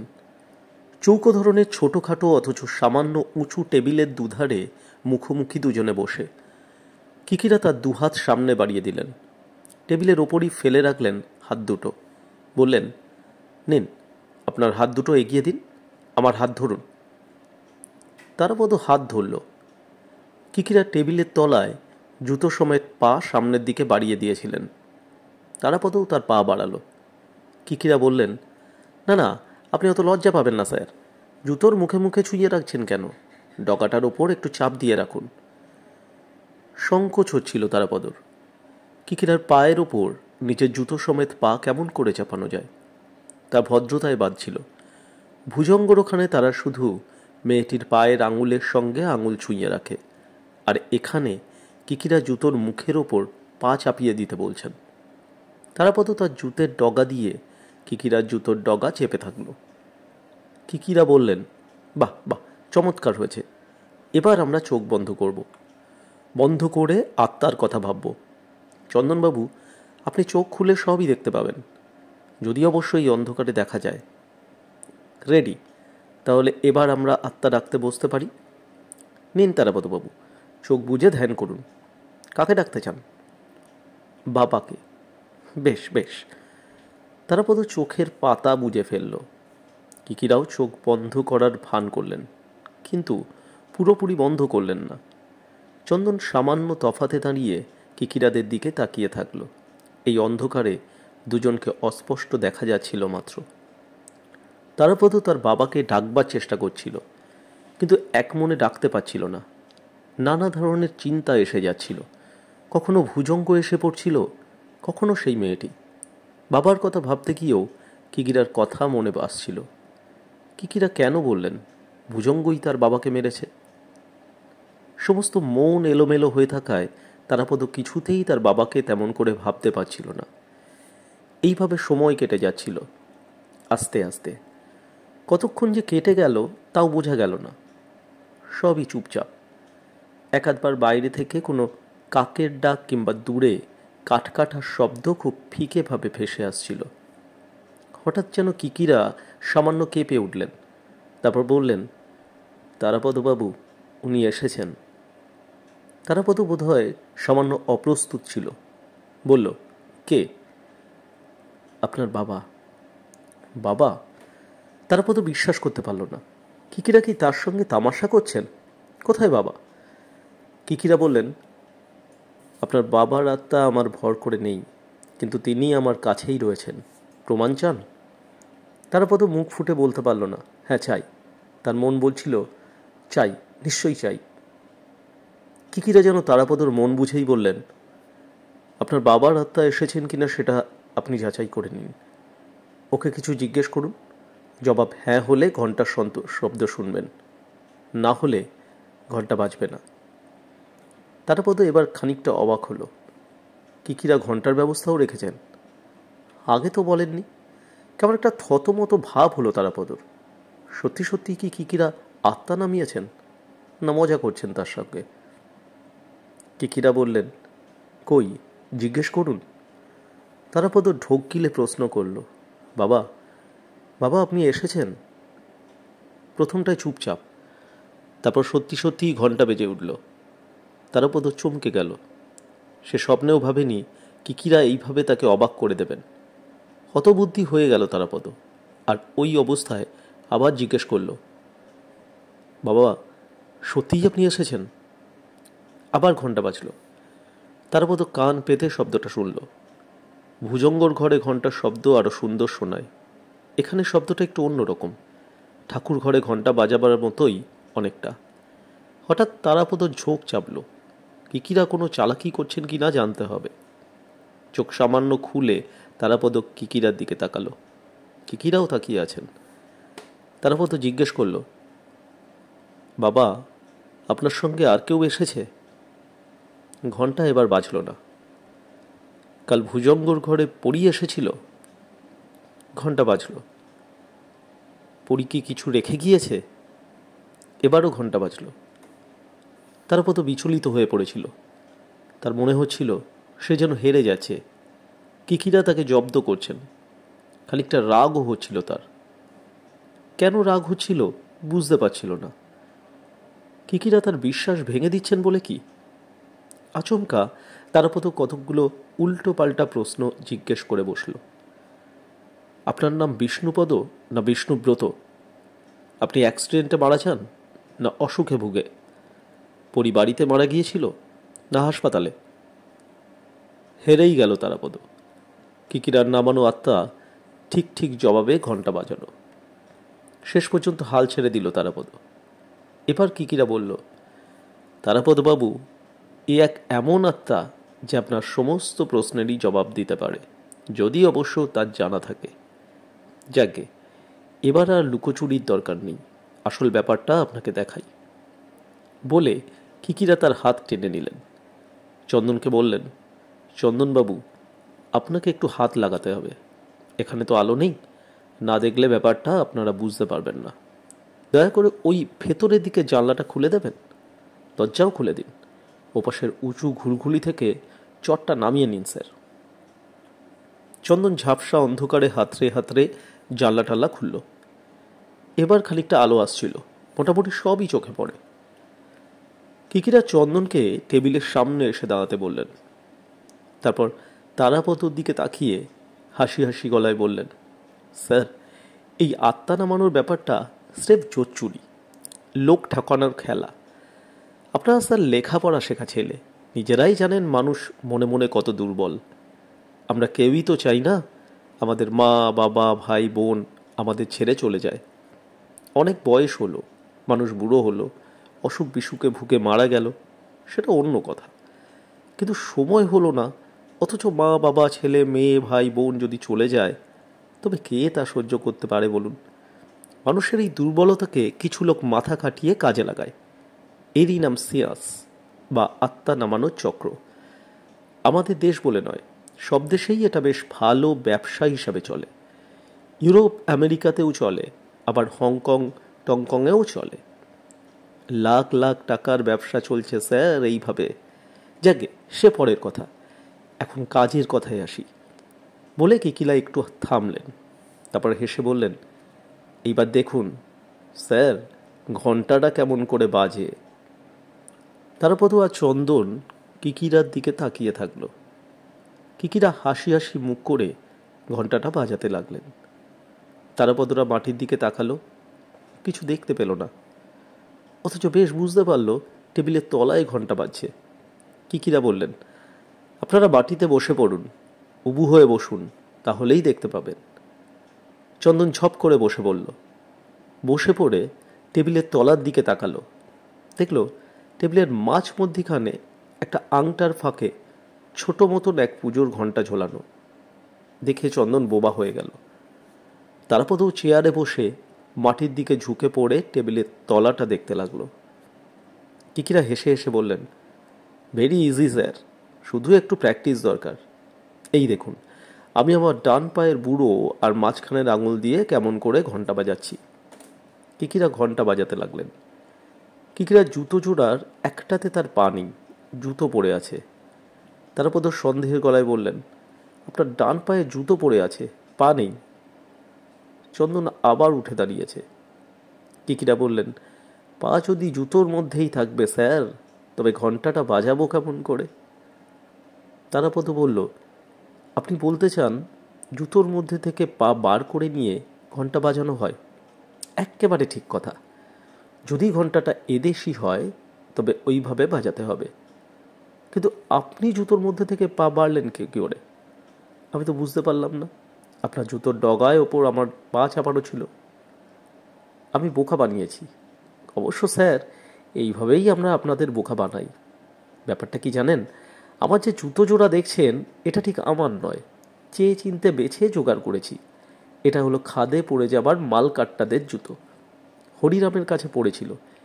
এই জুতোর মুখটা খুব শক্ত, লোহার মতন। একরকম জুতো পাওয়া যায় বাজারে। এই ধরনের শক্ত মুখের আরও 5 রকম জুতো আছে। কলকারখানায় যারা কাজ করে তারা অনেকেই এই ধরনের জুতো পরে। আঙুলগুলো বাঁচে আর কি, ঠক্কর খান হোঁচট খান কিচ্ছু হবে না। সত্যি বলতে কি স্যার, আপনাকে আমি ইচ্ছে করেই বলেছিলাম জুতোর ডগার ওপর আপনার জুতো শুদ্ধ পা চাপিয়ে রাখতে। আপনি পা ঠিকই চাপিয়ে রেখেছিলেন, কিন্তু বুঝতে পারেননি আমি আলগা জুতো থেকে পা বার করে নিয়েছি। কেমন করে বুঝবেন? খুব শক্ত মুখে জুতোর ওপর যদি আপনার জুতোর মুখটা চেপে থাকেন, আপনার মনে হবে আপনি অন্যের জুতো ঠিকই চেপে ধরে আছেন। চন্দন বলল, আপনার জুতোর ফিতে বাঁধা রয়েছে। কিকিরা হেসে উঠে বললেন, সেটা ওপরে ওপরে। প্রথমত ফিতে আমি আলগা করে বেঁধেছি। তাছাড়া ফিতের তলার দিকে কাটা আছে স্যার, জুতোটা একবার দেখলেই বুঝতে পারবেন। তারাপদ বলল, এসব আপনি কখন করলেন? কেন, সেই যে একবার আপনাদের ঘরে বসিয়ে রেখে বাইরে গেলাম, তখন এই স্পেশাল জুতো পরে এলাম। চন্দন কেমন কৌতূহলের সঙ্গে বলল, আত্মারা তাহলে এইভাবে ঘন্টা বাজায়? কিকিরা মুচকি হাসলেন। তারপর সন্দেহের গলায় বলল, কিন্তু ওই মেয়েটি কেমন করে ঘন্টা বাজাবে? সে আপনার মতন জুতো পায়ে এসে বসতো না, খালি পায়ে বসতো। আমরাও খালি পায়ে থাকতাম। কিকিরা সহজভাবেই বললেন, স্যার, যে নিয়মে নৌকো জলে ভাসে সেই একই নিয়মে জাহাজও জলে ভাসে। একই মাটি, একই খড়। গড়ার বেলায় কখনো আমরা গড়ি মা দুর্গা, কখনো মা কালী। বলে জিভে একটা শব্দ করলেন কিকিরা। তারপর বললেন, আপনি যদি ম্যাজিকের লাইনে থাকতেন স্যার, বুঝতে পারতেন খেলাটা একই। তবে এক একজন এক একভাবে দেখায়, সামান্য অদল বদল করে। ভুজঙ্গ খেলাটাকে একটু অন্যভাবে দেখাতো। চন্দন বলল, কেমন করে? কিকিরা বললেন, ব্যাপারটা খুব কঠিন নয়। আপনারা হাতে পড়া দস্তানা দেখেছেন তো? নরম শক্ত অনেক রকম দস্তানা থাকে। যদি বলি মেয়েটি পায়ে দস্তানা পরত, তাহলে? অবিশ্বাসের সুরে তারাপদ বলল, কি বলছেন? ঠিকই বলছি স্যার, তবে বলায় একটু ভুল হয়েছে। দস্তানা না বলে বলা উচিত পায়ের ঢাকনা, অবিকল পায়ের পাতার সামনের দিকটার মতন। বলতে বলতে কিকিরা নিজের ডান পা তুলে ধরে দেখালেন, বললেন, এই যে আঙুল দেখছেন, ঠিক এই রকম আঙুলওয়ালা একটা কাঠের কিংবা খুব শক্ত রবারের বা মেটালের ফলস পায়ের পাতা দরকার। পুরো পাতা না হলেও চলে, আধখানা হলেই যথেষ্ট। মেয়েটা এইরকম ফলস আঙুলওয়ালা পায়ের পাতা পড়ে থাকত। দরকারের সময় সেই ছোপের মধ্যে থেকে পা বার করে নিত, আপনারা বুঝতে পারতেন না। তারাপদ বোকার মতো তাকিয়ে থাকলো, বিশ্বাস হচ্ছিল না যেন। বলল, আমাদের পায়ের আঙুল তার পায়ের আঙুলের সঙ্গে ছোঁয়ানো থাকতো? না, কখনোই নয়। কিকিরা বললেন, আপনারা ভাবতেন মেয়েটির পায়ের আঙুলের সঙ্গে আপনাদের পায়ের আঙুল ছোঁয়ানো আছে, কিন্তু তা থাকতো না। আপনারা তার নকল পায়ের পাতার নকল আঙুলে নিজেদের আঙুল ছুঁয়ে রাখতেন, আর সেই মেয়েটি দরকারের সময় ঢিলে ঢালা ওই নকল পায়ের পাতা থেকে নিজের পা বার করে নিয়ে ঘন্টা বাজাতো। চন্দন হঠাৎ চেঁচিয়ে উঠে বলল, মাই গড, ওই জন্যই মেয়েটির পায়ের আঙুল আমার একদিন শক্ত শক্ত লেগেছিল। তারাপদেরও খেয়াল হলো তারও প্রথম দিন শক্ত শক্ত লেগেছিল। চন্দন বলল, তারা, তোর মনে আছে আমি তোর সঙ্গে একদিন জায়গা বদল করে নিয়েছিলাম? যেদিকে মেয়েটা ঘন্টা এনে রাখতো সেদিকে চেয়ারে বসেছিলাম। আমার সেদিন কেমন যেন মনে হয়েছিল মেয়েটির পায়ের আঙুল বেশ শক্ত। তারাপদ অস্বীকার করতে পারল না, চুপ করে থাকলো।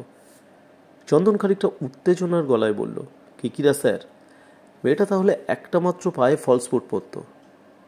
খুব সম্ভব তাই পরত। যেদিকে ঘন্টা থাকতো সেই দিকের পায়ে পড়ত।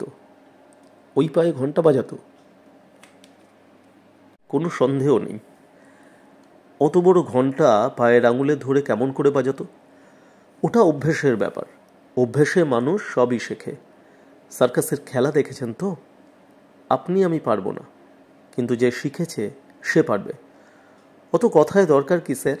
সামান্য একটা শাঁখ যদি আপনাকে বাজাতে বলি, আপনি পারবেন না, অথচ কত ছোট ছোট মেয়েরা কেমন চমৎকার শাঁখ বাজায়। তারাপদ আর যেন কথা বলতে পারছিল না। এখন তার বিশ্বাস হচ্ছিল ভুজঙ্গ আগাগোড়া তাদের সঙ্গে ধাপ্পা মারছে। কিন্তু তাই কি, সবই ধাপ্পা? মোমের আঙুলটাও ধাপ্পা? কিকিরা বললেন, একটা কথা কিন্তু বলে রাখি, যে ঘন্টাটা পায়ের সামনে এনে রাখা হতো সেটা হয়তো আপনাদের ধোঁকা দেবার জন্য। দেখানো হতো আত্মা কেমনভাবে এসে ঘন্টা তুলে নিয়ে বাজায়। আসলে টেবিলের তলার দিকে লুকোনো একটা ঘন্টা ঝুলানো থাকতো। কিংবা এমনও হতে পারে মেয়েটি পায়ের আঙুলে ঘন্টার মুন্ডুটা আঁকড়ে ধরে বাজাতো। এতে অবশ্য কিছুই আসে যায় না, মোদ্দা কথা পা দিয়েই ঘন্টা বাজানো হতো। কেউ কোনো কথা বলল না কিছুক্ষণ। তারাপদ দীর্ঘ নিঃশ্বাস শোনা গেল। সামান্য পরে ভারী গলায় তারাপদ বলল, আপনি বাবার কথা তখন কি বলছিলেন? ভুজঙ্গই বাবাকে মেরেছে? কিকিরা বললেন, সে কথাও বলবো, তবে এখানে আর নয়, বাইরে চলুন। নিজের ঘরে এনে কিকিরা তারাপদদের বসালেন। আবার একবার দেহাতি চা খাওয়া হলো। চন্দনের কাছ থেকে সিগারেট চেয়ে নিয়ে ধরালেন কিকিরা, জোরে জোরে টান মারলেন। তারপর তারাপদর দিকে তাকালেন। কিকিরা বললেন, তারাপদবাবু, এবার আপনার বাবার কথা শুনুন। আপনার বাবাকে আমি কখনো চোখে দেখিনি, তবে তার কথা শুনেছি। মানুষটি বড় ভালো ছিলেন, সরল সাদাসিধে। তার মন খুব নরম ছিল। সামান্যতেই ছটফট করতেন, কেঁদে কেটে মরতেন। আপনার ছোট বোন পড়ি যখন ওইভাবে আচমকা একটা দুর্ঘটনায় মারা গেল, তিনি একেবারে পাগলের মতন হয়ে গেলেন। তারপর তখনকার কথা মনে করবার চেষ্টা করল। ওই বয়সের কথা স্পষ্ট করে কিছুই মনে পড়ে না, অস্পষ্ট করেও বা কতটুকু মনে করতে পারে।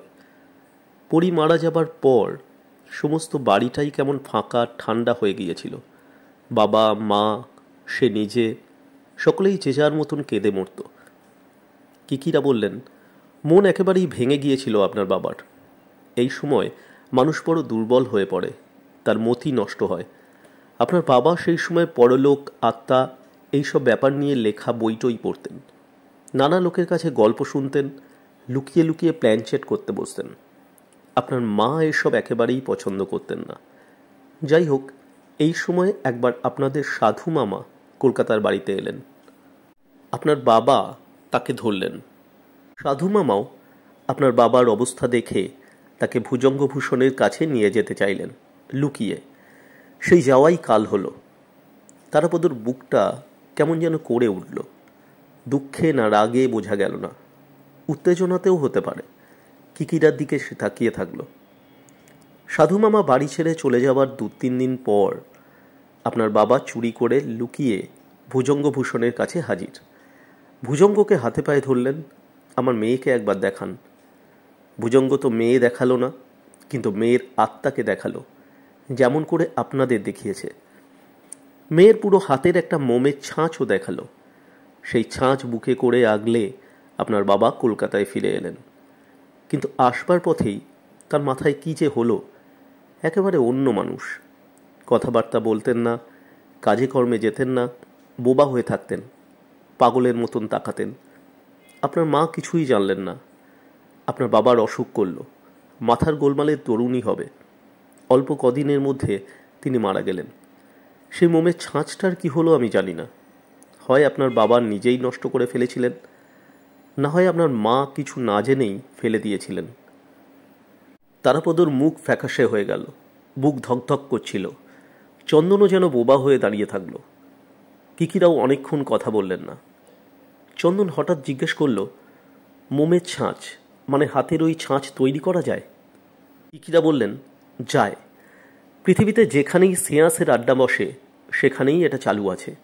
আত্মা যে এসেছে তার প্রমাণ দেবার জন্য ছাঁচ দেখানো হয়।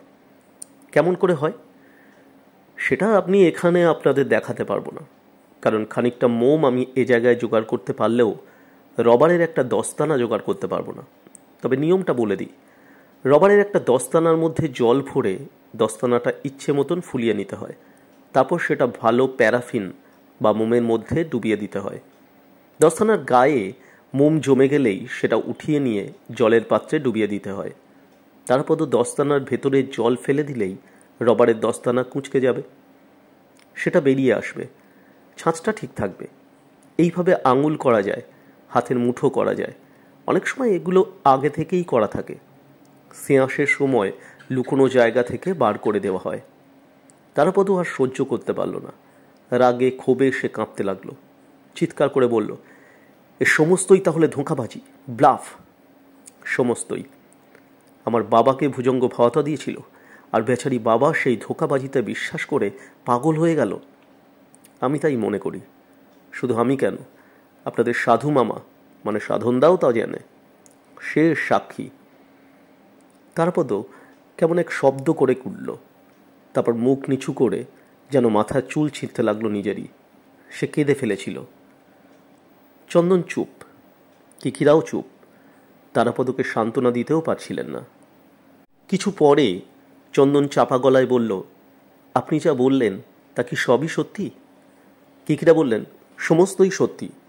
ঘণ্টা বাজানোই বলুন আর মোমের ছাঁচের কথাই বলুন, এর কোনোটাই আত্মা এসে করে দিয়ে যায় না। সবটাই ধোঁকা, চালাকি, হাত সাফাই। জাদুর রাজা হুডিনির নাম শুনেছেন? তিনি নিজে এইসব লোক ঠকানো খেলা ধরে নিয়ে গেছেন। তার বইয়ে যেমন যেমন আছে আমি ঠিক সেইভাবে ঘণ্টা বাজিয়েছি। রবারের দস্তানা থাকলে হাতে ছাঁচও করে দেখিয়ে দিতাম। তারাপদ মুখ তুলল। তার মুখ কেমন যেন খ্যাপার মতন দেখাচ্ছে, চোখের জলে গাল ভেজা। তারাপদ বলল, ঠিক আছে, ভুজঙ্গকে আমি দেখছি। কিকিরা হাত তুলে বললেন, না না, ওভাবে দেখা নয়, আমি বলে দেব কিভাবে আপনারা তাকে দেখবেন। ভুজঙ্গ বড় চালাক, ভীষণ শয়তান। তাছাড়া এটা কলকাতা নয়, এখানে ভুজঙ্গর অনেক শক্তি, তার সঙ্গে সোজাসুজি লড়া চলবে না, অন্য পথ আছে। চলুন আপনাদের একটু এগিয়ে দিই। এগিয়ে দিতে দিতে বলবো। কিকিরা উঠে দাঁড়ালেন। সন্ধ্যের পরপর তারাপদ ভুজঙ্গভূষণের আত্মা নামানোর সেই রহস্য ঘরে এসে বসল। আজ সে একা, চন্দন নেই। চন্দন আসবে না। দুপুরটা যে কেমন করে কেটেছে তারাপদ নিজেই শুধু জানে, আর জানে চন্দন। উত্তেজনায় যেন ফেটে পড়ছিল মাঝে মাঝে, দুঃখে ঘৃণায় এক এক সময় সে খ্যাপার মতন কাণ্ড করছিল।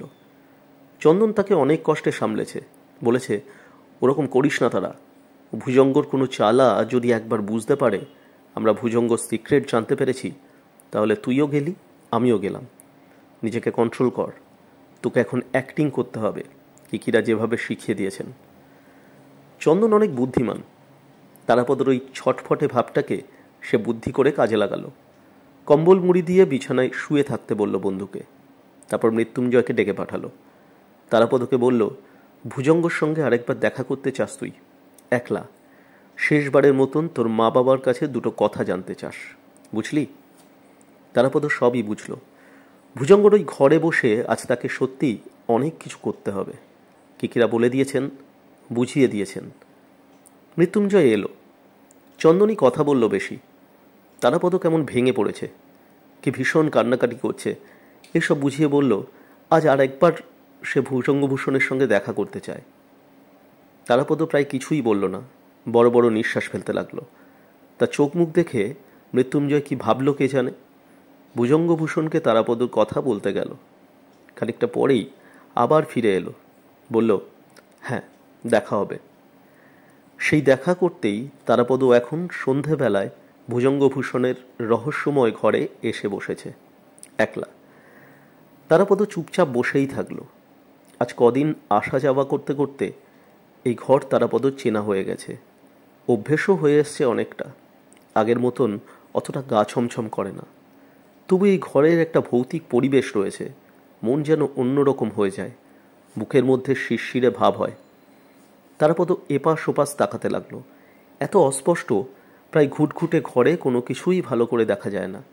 এই ঘর যেমন ছিল সেই রকমই রয়েছে, সেই একই মিটমিটে আলো, সেই ধূপধুনোর গন্ধ, সেই ভুজঙ্গভূষণের সিংহাসন, সেই বিড়াল।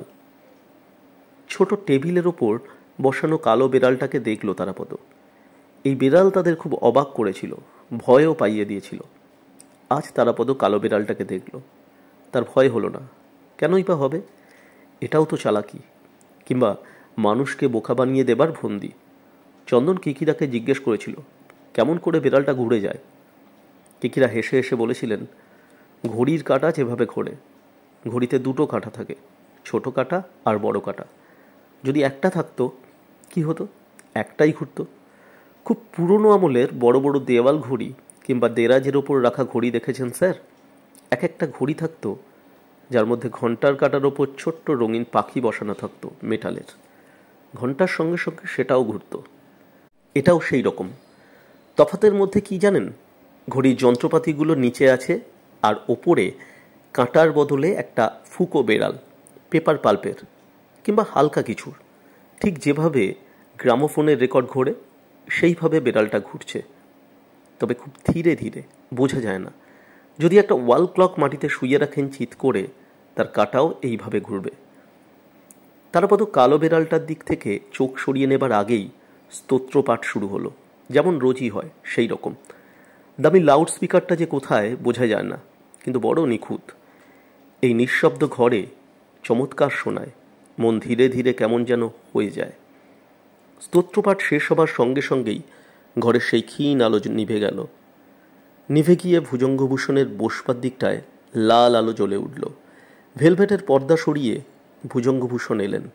সেই একই রক্ত গৈরিক বসন, গলায় রুদ্রাক্ষ মালা, মুখ মুখোশে ঢাকা।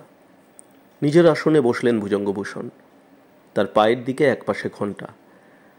তারাপদ এইবার ভয় পেতে শুরু করল।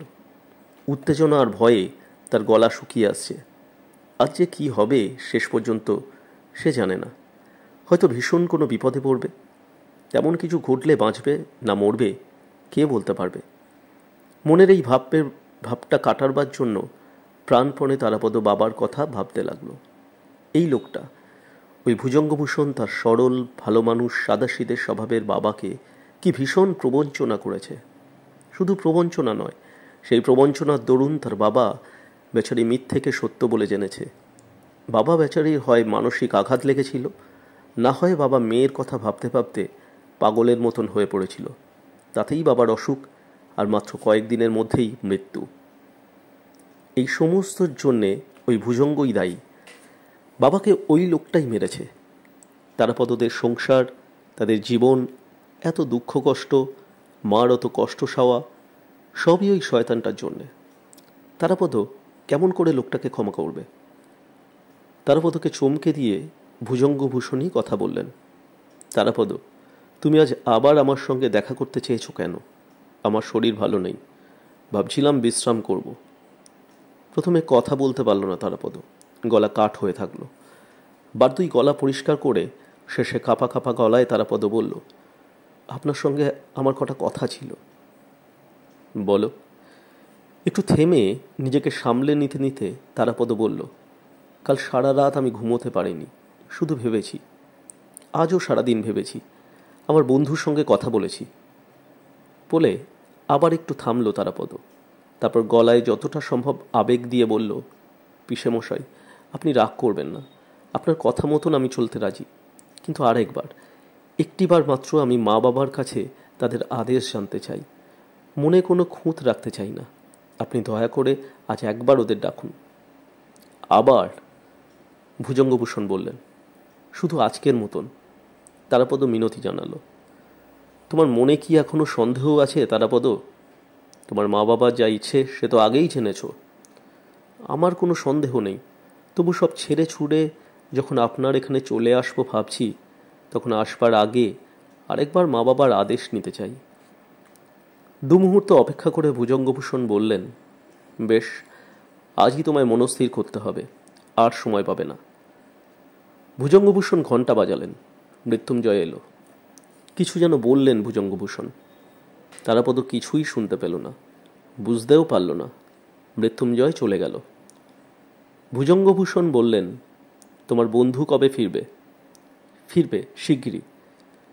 তারাপদ বেশি কথা বলল না। কিছু না বলে চুপ করে থাকাই ভালো। কথা ঘুরোবার জন্যই হোক কিংবা অন্য কোনো কারণেই হোক, তারাপদ আচমকা বলল, পিসেমশাই, একটা কথা বলবো। বলো। আপনার এই ঘর বাড়ি সম্পত্তি আপনি কেন আমায় দিয়ে যেতে চাইছেন? কেন চাইছি তোমায় বলেছি। আমার নিজের বলতে কেউ নেই, তুমি ছাড়া। আমি যা করেছি ও রেখেছি তা তোমার হাতে থাকলেই খুশি হব। মৃত্যুঞ্জয় ততক্ষণে আবার ফিরে এলো। ভুজঙ্গভূষণকে কিছু বলল মুখটা নামিয়ে। ভুজঙ্গ ইশারায় ঘরের দিকে আঙুল দিয়ে কি দেখালেন। চলে গেল মৃত্যুঞ্জয়। একটু পরেই আরেকজন এলো। ঘরের মধ্যে আবার ধুনো দিয়ে গেল, লুকোনো জায়গায় ধূপ বসিয়ে গেল। ঘরটা আবার ধোঁয়ায় আরো অস্পষ্ট হলো। ধুনো গুগ্গুলের গন্ধে চাপা বাতাস ভারী হয়ে উঠল। আর একটু পরেই সেই মেয়েটি এলো। কালো শাড়ি জামা পরা, মাথায় এলো চুল। এলো, ভুজঙ্গর সামনে দাঁড়ালো, তারপর ঘণ্টাটা তুলে নিয়ে গোল টেবিলের অন্যদিকে বসলো। আর চন্দন নেই। সে থাকলে যেমনভাবে তিনজনে গোল হয়ে বসা যায় কানামাছি খেলার মতন হাত ছড়িয়ে, তেমনভাবে বসা গেল না। মুখোমুখি বসতে হলো। সকালে কিকিরার সামনে যেমনভাবে বসেছিল তারাপদ। নতুন করে শেখাবার কিছু নেই। তারাপদ টেবিলের ওপর হাত ছড়িয়ে দিল, পা বাড়িয়ে দিল টেবিলের তলা দিয়ে। মেয়েটিকে একবার ভালো করে দেখল। অন্য দিনে চেয়ে আজ যেন মেয়েটিকে শুকনো দেখাচ্ছে, রোগা মুখ আরো শুকনো। এরপর রোজই যেমন হয় সেই রকম। ঘরের বাতি নিভে গেল, ঘুটঘুটে অন্ধকার। টেবিলের ওপর তারাপদ হাত বাড়িয়ে মেয়েটির হাত ধরে রেখেছে, তার পায়ের আঙুলের সঙ্গে মেয়েটির পায়ের আঙুল ছোঁয়ানো। ভুজঙ্গভূষণ তার গম্ভীর গলায় বললেন, তারাপদ, তুমি তোমার মার কথা ভাবো, তাকে ডাকো, মন যেন চঞ্চল না হয়। তারাপদ মা বাবার কথা ভাবল না, কোনো প্রয়োজন নেই। খুব সতর্ক ছিল তারাপদ, সমস্ত কিছু অনুভব করার চেষ্টা করছিল। চোখ খুলছিল মাঝে মাঝেই, যদিও চোখ খোলার কোনো অর্থ হয় না। এই জমাট অন্ধকারে 1 বিঘা দূরের জিনিসও বিন্দুমাত্র চোখে পড়ে না। প্রথমেই একটা জিনিস অনুভব করতে পারল তারাপদ। মেয়েটির ডান পায়ের আঙুল শক্ত শক্ত লাগলেও বাঁ পায়ের আঙুল অত শক্ত লাগছে না। তার মানে আগের কদিন মেয়েটির দুটি পায়ের একটি চন্দন ছুঁয়ে থাকত, অন্য পা ছুঁয়ে থাকত তারাপদ। একই লোকের পক্ষে এই তফাৎ বোঝার উপায় ছিল না। মেয়েটির এক পায়ের আঙুল যেন কাঠের মতন শক্ত, অন্য পায়ের আঙুল স্বাভাবিক। এই তফাৎটুকু কেন? তারাপদ খুব সহজেই এই ধাঁধা ধরে ফেলতে পারল। মেয়েটি তার ডান পা কুল পাতা পড়ে, সেই পা কাঠ কিংবা শক্ত রবারের পায়ের ফাঁপা পাতা থেকে বের করে নিয়ে ঘণ্টা বাজায়। কিকিরা ঠিকই বলেছেন। আজও মেয়েটি ঘণ্টা বাজাতে পারবে, সে সুযোগ তারাপদ তাকে দেবে। নিস্তব্ধ ঘরের মধ্যে সত্যিই একসময় ঘণ্টা বেজে উঠল। ভুজঙ্গভূষণ বললেন, কে বেনু, তুমি এসেছ? ঘণ্টা বাজল। ভুজঙ্গভূষণ বললেন, বেনু, তোমার ছেলে তোমায় ডেকেছে, সে তোমার আদেশ চায়, তোমাদের মনের ইচ্ছা তাকে জানাও। তারাপদ আত্মা আবির্ভাব ঘণ্টা বাজানোর দিকে মন দিল না, ভুজঙ্গর কথাতেও না। খুব সাবধানে নিজের বাঁ পা দিয়ে মেয়েটির ডান পায়ের ফেলে রাখা নকল ফাঁপা পাতা আস্তে আস্তে টেনে নিতে লাগলো। যে কোনো সময় এই চালাকি মেয়েটি বুঝে ফেলতে পারে। ভয় করছিল তারাপদর, শুধু সাবধানে সে তার কাজ করে যাচ্ছিল। এর আগে চন্দনও একদিন ঘণ্টা বাজানোর রহস্য উদ্ধারের চেষ্টা করেছিল, কিকিরার কথা মতন। মাফলার থেকে ছিঁড়ে আনা সাদা উলের টুকরো ঘণ্টার পাশে ফেলে রেখেছিল। ধরবার চেষ্টা করছিল ঘণ্টাটা কেউ তুলে নিয়ে বাজায় কিনা। মানুষেই হোক অথবা ভূতেই হোক, ঘণ্টা তুলে নিয়ে বাজানোর পর আবার যখন রাখবে তখন একটুও নড়চড় হবে না, উলের টুকরোর ঠিক পাশেই থাকবে, এটা হতে পারে না। চন্দন দেখেছিল ঘণ্টা আর উলের টুকরোর ঠিক জায়গাতেই আছে। তখন থেকেই চন্দনের সন্দেহ আরও বেড়ে গিয়েছিল। কিন্তু এই তুচ্ছ একটা প্রমাণই নয়, আরও বড় প্রমাণ চাই। ভুজঙ্গ আত্মা নামিয়ে যাচ্ছেন, বেনু গেল, বিষ্ণু এলো, কথা বলছেন ভুজঙ্গ। তারাপদ ততক্ষণে তার কাজ সেরে ফেলেছে। বাজাক, টেবিলের তলায় গোপনে ঝুলিয়ে রাখা ঘণ্টা যত খুশি বাজাক মেয়েটি, কিচ্ছু আসে যায় না তারাপদর। আত্মারা শেষ পর্যন্ত বিদায় নিল। তারাপদ নিঃশ্বাস বন্ধ করে অপেক্ষা করতে লাগলো এবার মেয়েটি পা নামাবে, নামিয়ে তার নকল পায়ের পাতা খুঁজবে। তারাপদ বুঝতে পারছিল মেয়েটি পা নামিয়েছে, পায়ের পাতা খুঁজছে। তার পা নড়ছে, শাড়িও নড়ছে। ঠিক জায়গায় নকল জিনিসটি না পেয়ে পা দিয়েই যেন চারদিক খুঁজছে, অন্ধকারে আমরা যেভাবে পায়ের চটি খুঁজি। মেয়েটির হাতের আঙুলের ওপর সামান্য চাপ দেবার চেষ্টা করল তারাপদ। বোঝাতে চাইল, তুমি ধরা পড়ে গেছ, চলে যাও। এইবার সেই ক্ষীণ বাতি জ্বলল। আত্মারা চলে যাবার সামান্য পরে যেমন রোজই বাতি জ্বলে ওঠে। মেয়েটি তারাপদর মুখের দিকে তাকালো। তার ফর্সা মুখে ভয় ও বিস্ময়। চোখের পাতা পড়ল না মেয়েটির। কয়েক মুহূর্ত একইভাবে তাকিয়ে থেকে মেয়েটি উঠে পড়ল। তারাপদর মনে হলো ভুজঙ্গকে বলে দেবে। মেয়েটি কিছু বলল না, মুখ নিচু করে অন্য দিনের মতন ভুজঙ্গর পাশ দিয়ে চলে গেল। তারাপদর এবার সত্যি সত্যিই বুক কাঁপছিল। ভুজঙ্গ বললেন, তোমার আর কিছু বলার আছে তারাপদ? কথার জবাব দেবার আগে তারাপদ প্রাণপণে নিজেকে সামলাবার চেষ্টা করছিল। শেষে বলল, না, আর কিছু নেই। একটু থেমে আবার বলল, পিসেমশাই, পরীকে আজ আর একবার দেখতে পাবো না? ভুজঙ্গ যেন বিরক্ত হলেন, বললেন, তোমায় আমি বারবার বলেছি আত্মাদের যখন তখন খেয়াল খুশি মতন ডাকতে নেই, তাতে তাদের কষ্ট হয়। তারাপদ মনে মনে বুঝতে পারল ভুজঙ্গ কেন বারবার পরীকে আনতে চান না। ধরা পড়ে যাবার ভয় রয়েছে। যতই চালাকি করে শিখিয়ে পড়িয়ে কায়দা কানুন করে পরীর নাম দেখিয়ে ওই মেয়েটিকে আনা হোক না কেন, তবু ঘণ্টা বাজানোর চেয়ে এই ব্যাপারটা কঠিন। সামান্য ভুলচুক হলেই ধরা পড়ে যাওয়ার ভয় রয়েছে। এই খুটখুটে অন্ধকারে যে কোনো মানুষের পক্ষে আসা আর ঘরের মধ্যে ঘুরে বেড়ানো মুশকিল। তার চেয়েও মুশকিল হলো একেবারে গায়ের সামনে এসে দাঁড়ানো, রুমালে মাখানো সেন্টের গন্ধ নাকের কাছে ধরা, খুব আলগা করে মাথায় ছড়ানো চুলে ছোঁয়া দিয়ে যাওয়া। কাল তারাপদকে এইভাবে ঠকানো হয়েছে। যদি ওই মেয়েটি সামান্য ভুলচুক করত, তারাপদর গায়ে এসে পড়ত। হয়তো তারাপদও তখন উত্তেজনার মাথায় হাত বাড়িয়ে পরীকে ধরতে গিয়ে মেয়েটিকে ধরে ফেলত।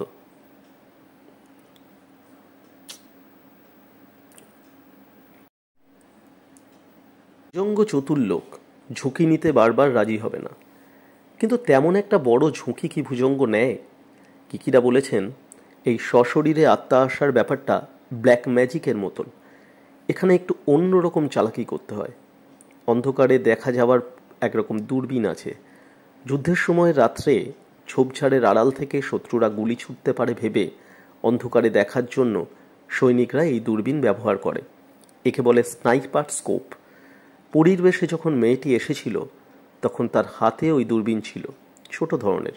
কাজী এই অন্ধকারে সে সবই দেখতে পাচ্ছিল, কোনো অসুবিধা তার হয়নি। তবু কখনো কখনো এসব কাজে ভুল হয়ে যায়। ভুজঙ্গ খুব সাবধানী। তারাপদ বলল, আমি তাহলে উঠি? ভুজঙ্গ বললেন, তুমি মনস্থির করেছ? হ্যাঁ। তুমি রাজি? রাজি। আমার সমস্ত শর্ত মানছ? মানছি। খুশি হলাম তারাপদ, তোমায় আমি আশীর্বাদ জানাচ্ছি। বলে ভুজঙ্গ একটু চুপ করে থাকলেন। তারপর বললেন, ঘণ্টাটা আমার কাছে দিয়ে যাও। তারাপদ ঘণ্টা তুলে নিল। তার চেয়ারের পিছন দিকে পায়ের নকল পাতা পড়ে আছে। ভুজঙ্গর দেখার কোনো সম্ভাবনা নেই। ভুজঙ্গভূষণের পায়ের কাছে ঘণ্টাটা নামিয়ে তারাপদ দাঁড়িয়ে থাকল।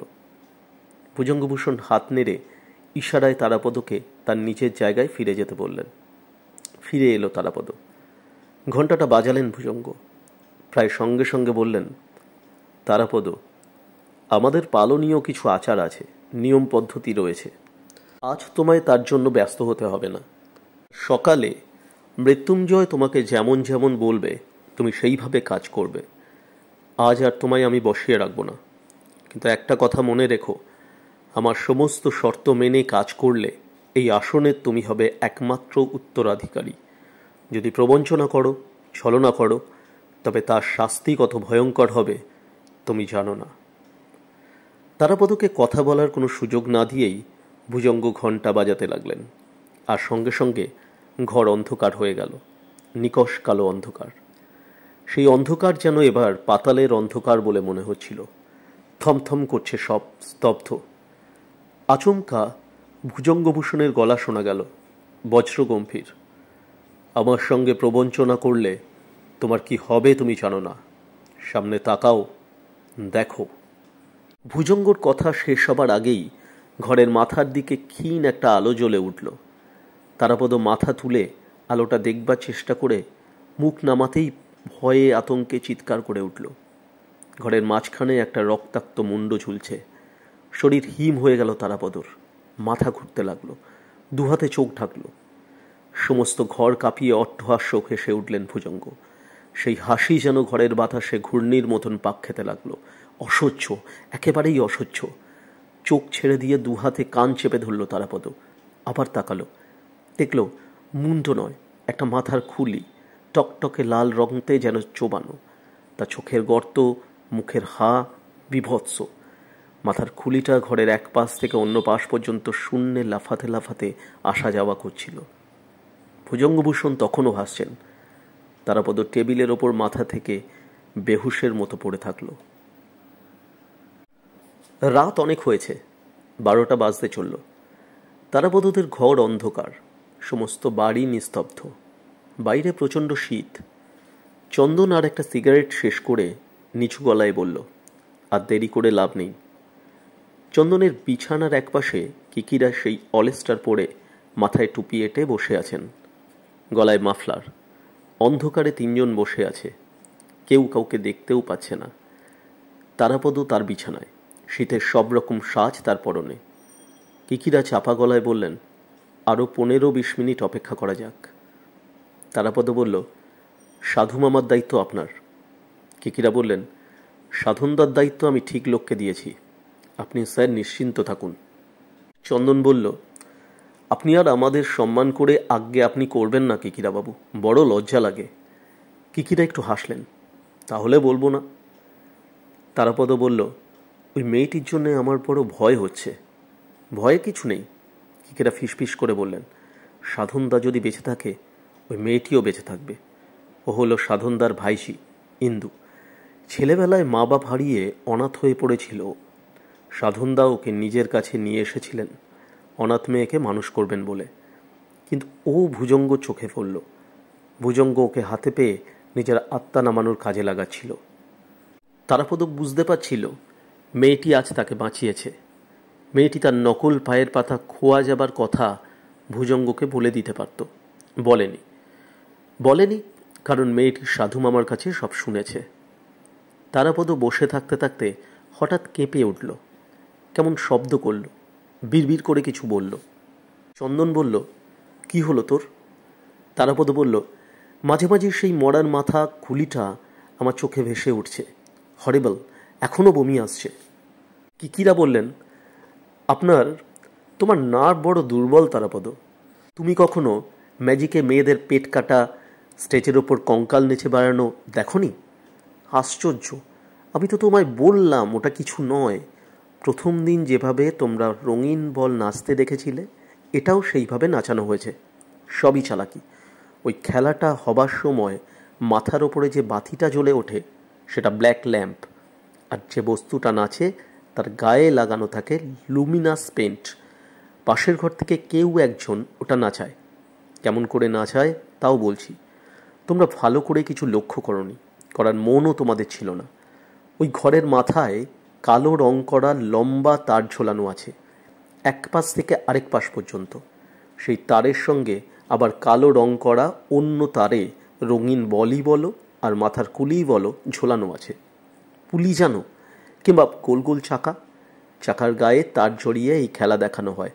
একটা স্ট্রেট লাইনে একদিক থেকে অন্য দিকে টেনে নেওয়া কিংবা ঢিলে করা কিছুই নয়। ঢিলে করলে ঝুলবে, টানলে উঠবে। নাথিং বাট পুলি সিস্টেম। পুতুল নাচের মতন ব্যাপার, তবে পুলিটাই হচ্ছে এখানে আসল। আর ওই ব্ল্যাক ল্যাম্প, দুটো পুলি দিয়ে এ কাজ করতে হয়। পাশের ঘরে বসে ভুজঙ্গর কোনো চেলা এই ভূতের নাচ দেখায়। তারাপদ অত বুঝল না, তবে বুঝতে পারল ঘণ্টা বাজানোর মতন এও একটা ধাপ্পা, ধোঁকা। চন্দন দেশলাই জেলে ঘড়ি দেখল, 12টা বাজতে 2 মিনিট। ঘড়িটা দেখালো কিকিরাকে। কিকিরা মাথা নাড়লেন। ডায়নামো 10টার পর বন্ধ হয়ে গেছে। আর চলবে না? না, চন্দন বলল, সে ব্যবস্থা আমি করেছি, খারাপ হয়ে গেছে।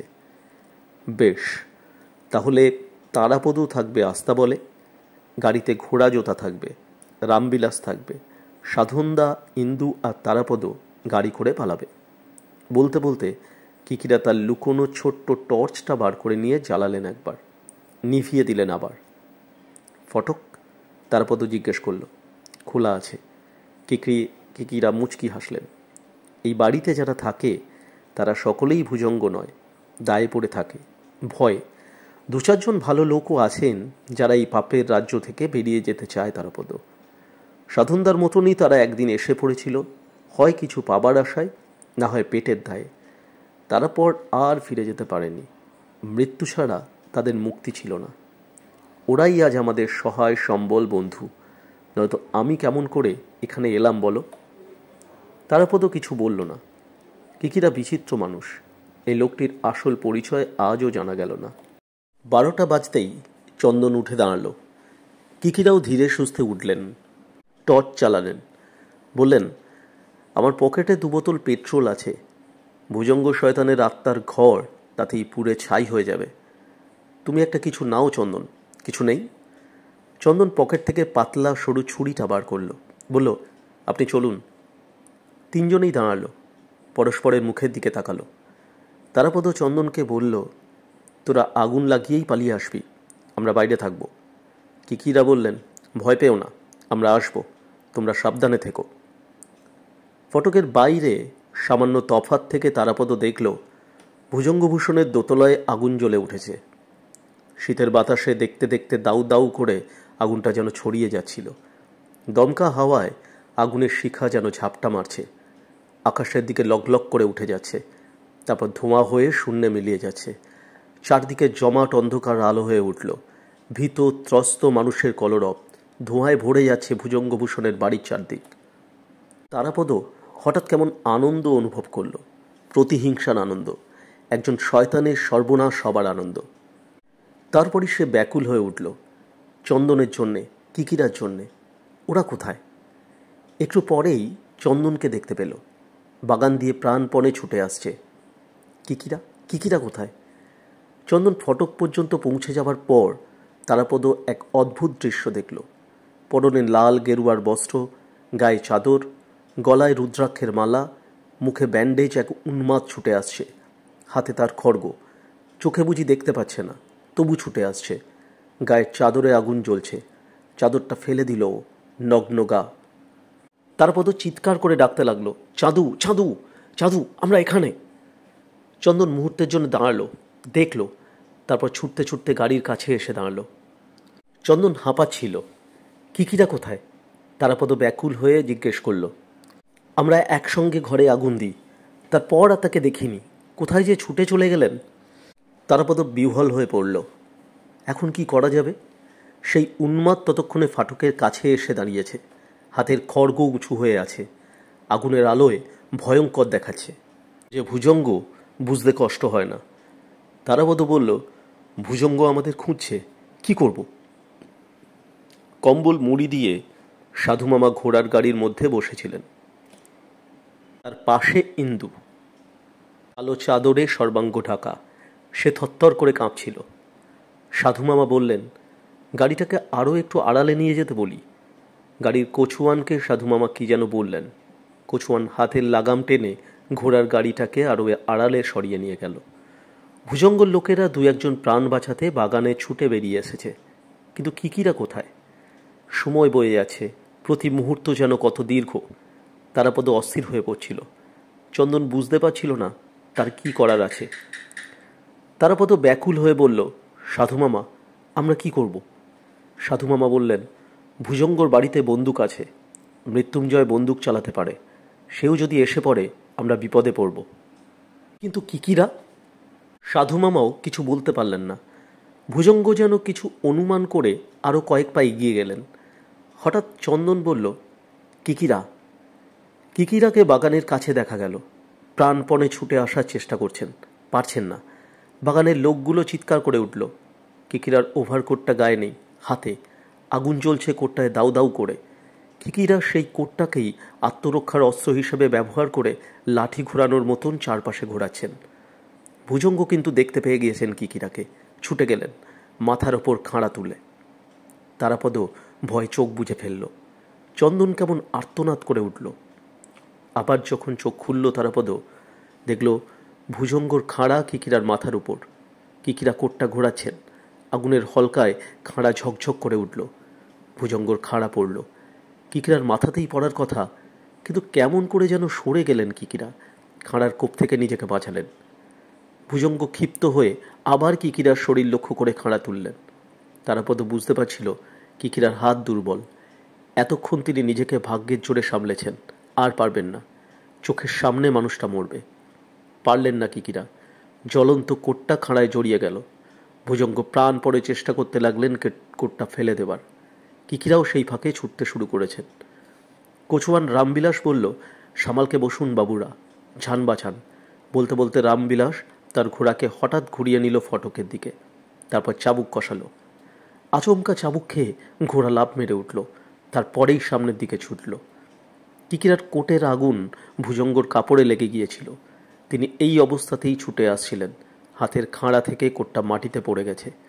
রামবিলাস কোনো দিকে তাকালো না, সোজা ভুজঙ্গর দিকে গাড়ি ছুটিয়ে দিল। তারাপদ পলকের জন্য দেখল ভুজঙ্গ খাঁড়া তুললেন, কিন্তু সঙ্গে সঙ্গে ঘোড়াটা তার সামনে লাফ মেরে ভুজঙ্গকে মাটিতে ফেলে দিয়ে ফটক পর্যন্ত ছুটে গেল। রামবিলাস ফটকের কাছ থেকে আবার গাড়িটা ঘুরিয়ে নিল। ফেরার সময় দেখল ভুজঙ্গ মাটিতে পড়ে আছেন উপুর হয়ে, তার খাড়া একদিকে, তিনি অন্যদিকে, কাপড়ে আগুন জ্বলছে দাউ দাউ করে। কিকিরাকে গাড়িতে তুলে নিল রামবিলাস। তারাপদ বলল, আপনি এত দেরি করলেন কেন? কিকিরার কথা বলার শক্তি ছিল না, হাঁপাচ্ছিলেন। অনেকক্ষণ পরে বললেন, মৃত্যুঞ্জয়কে খুঁজছিলাম।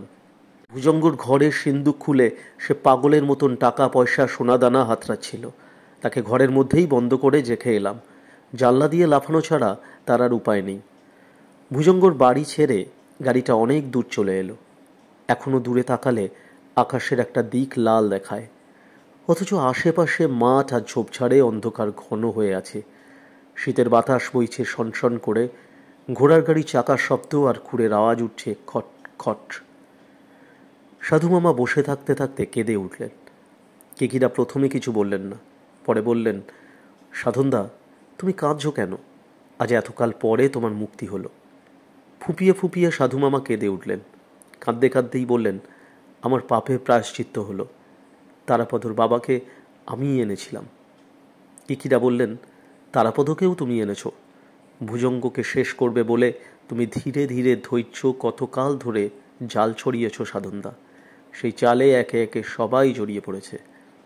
সাধু মামা কাঁদতে কাঁদতে বললেন, না না, আমার কিসের সাধ্য? তুমিই তো করলে সব। তোমারও কত ক্ষতি করেছিল আমি জানি। চন্দন জিজ্ঞেস করল, কিকিরা বাবু, আপনি কে?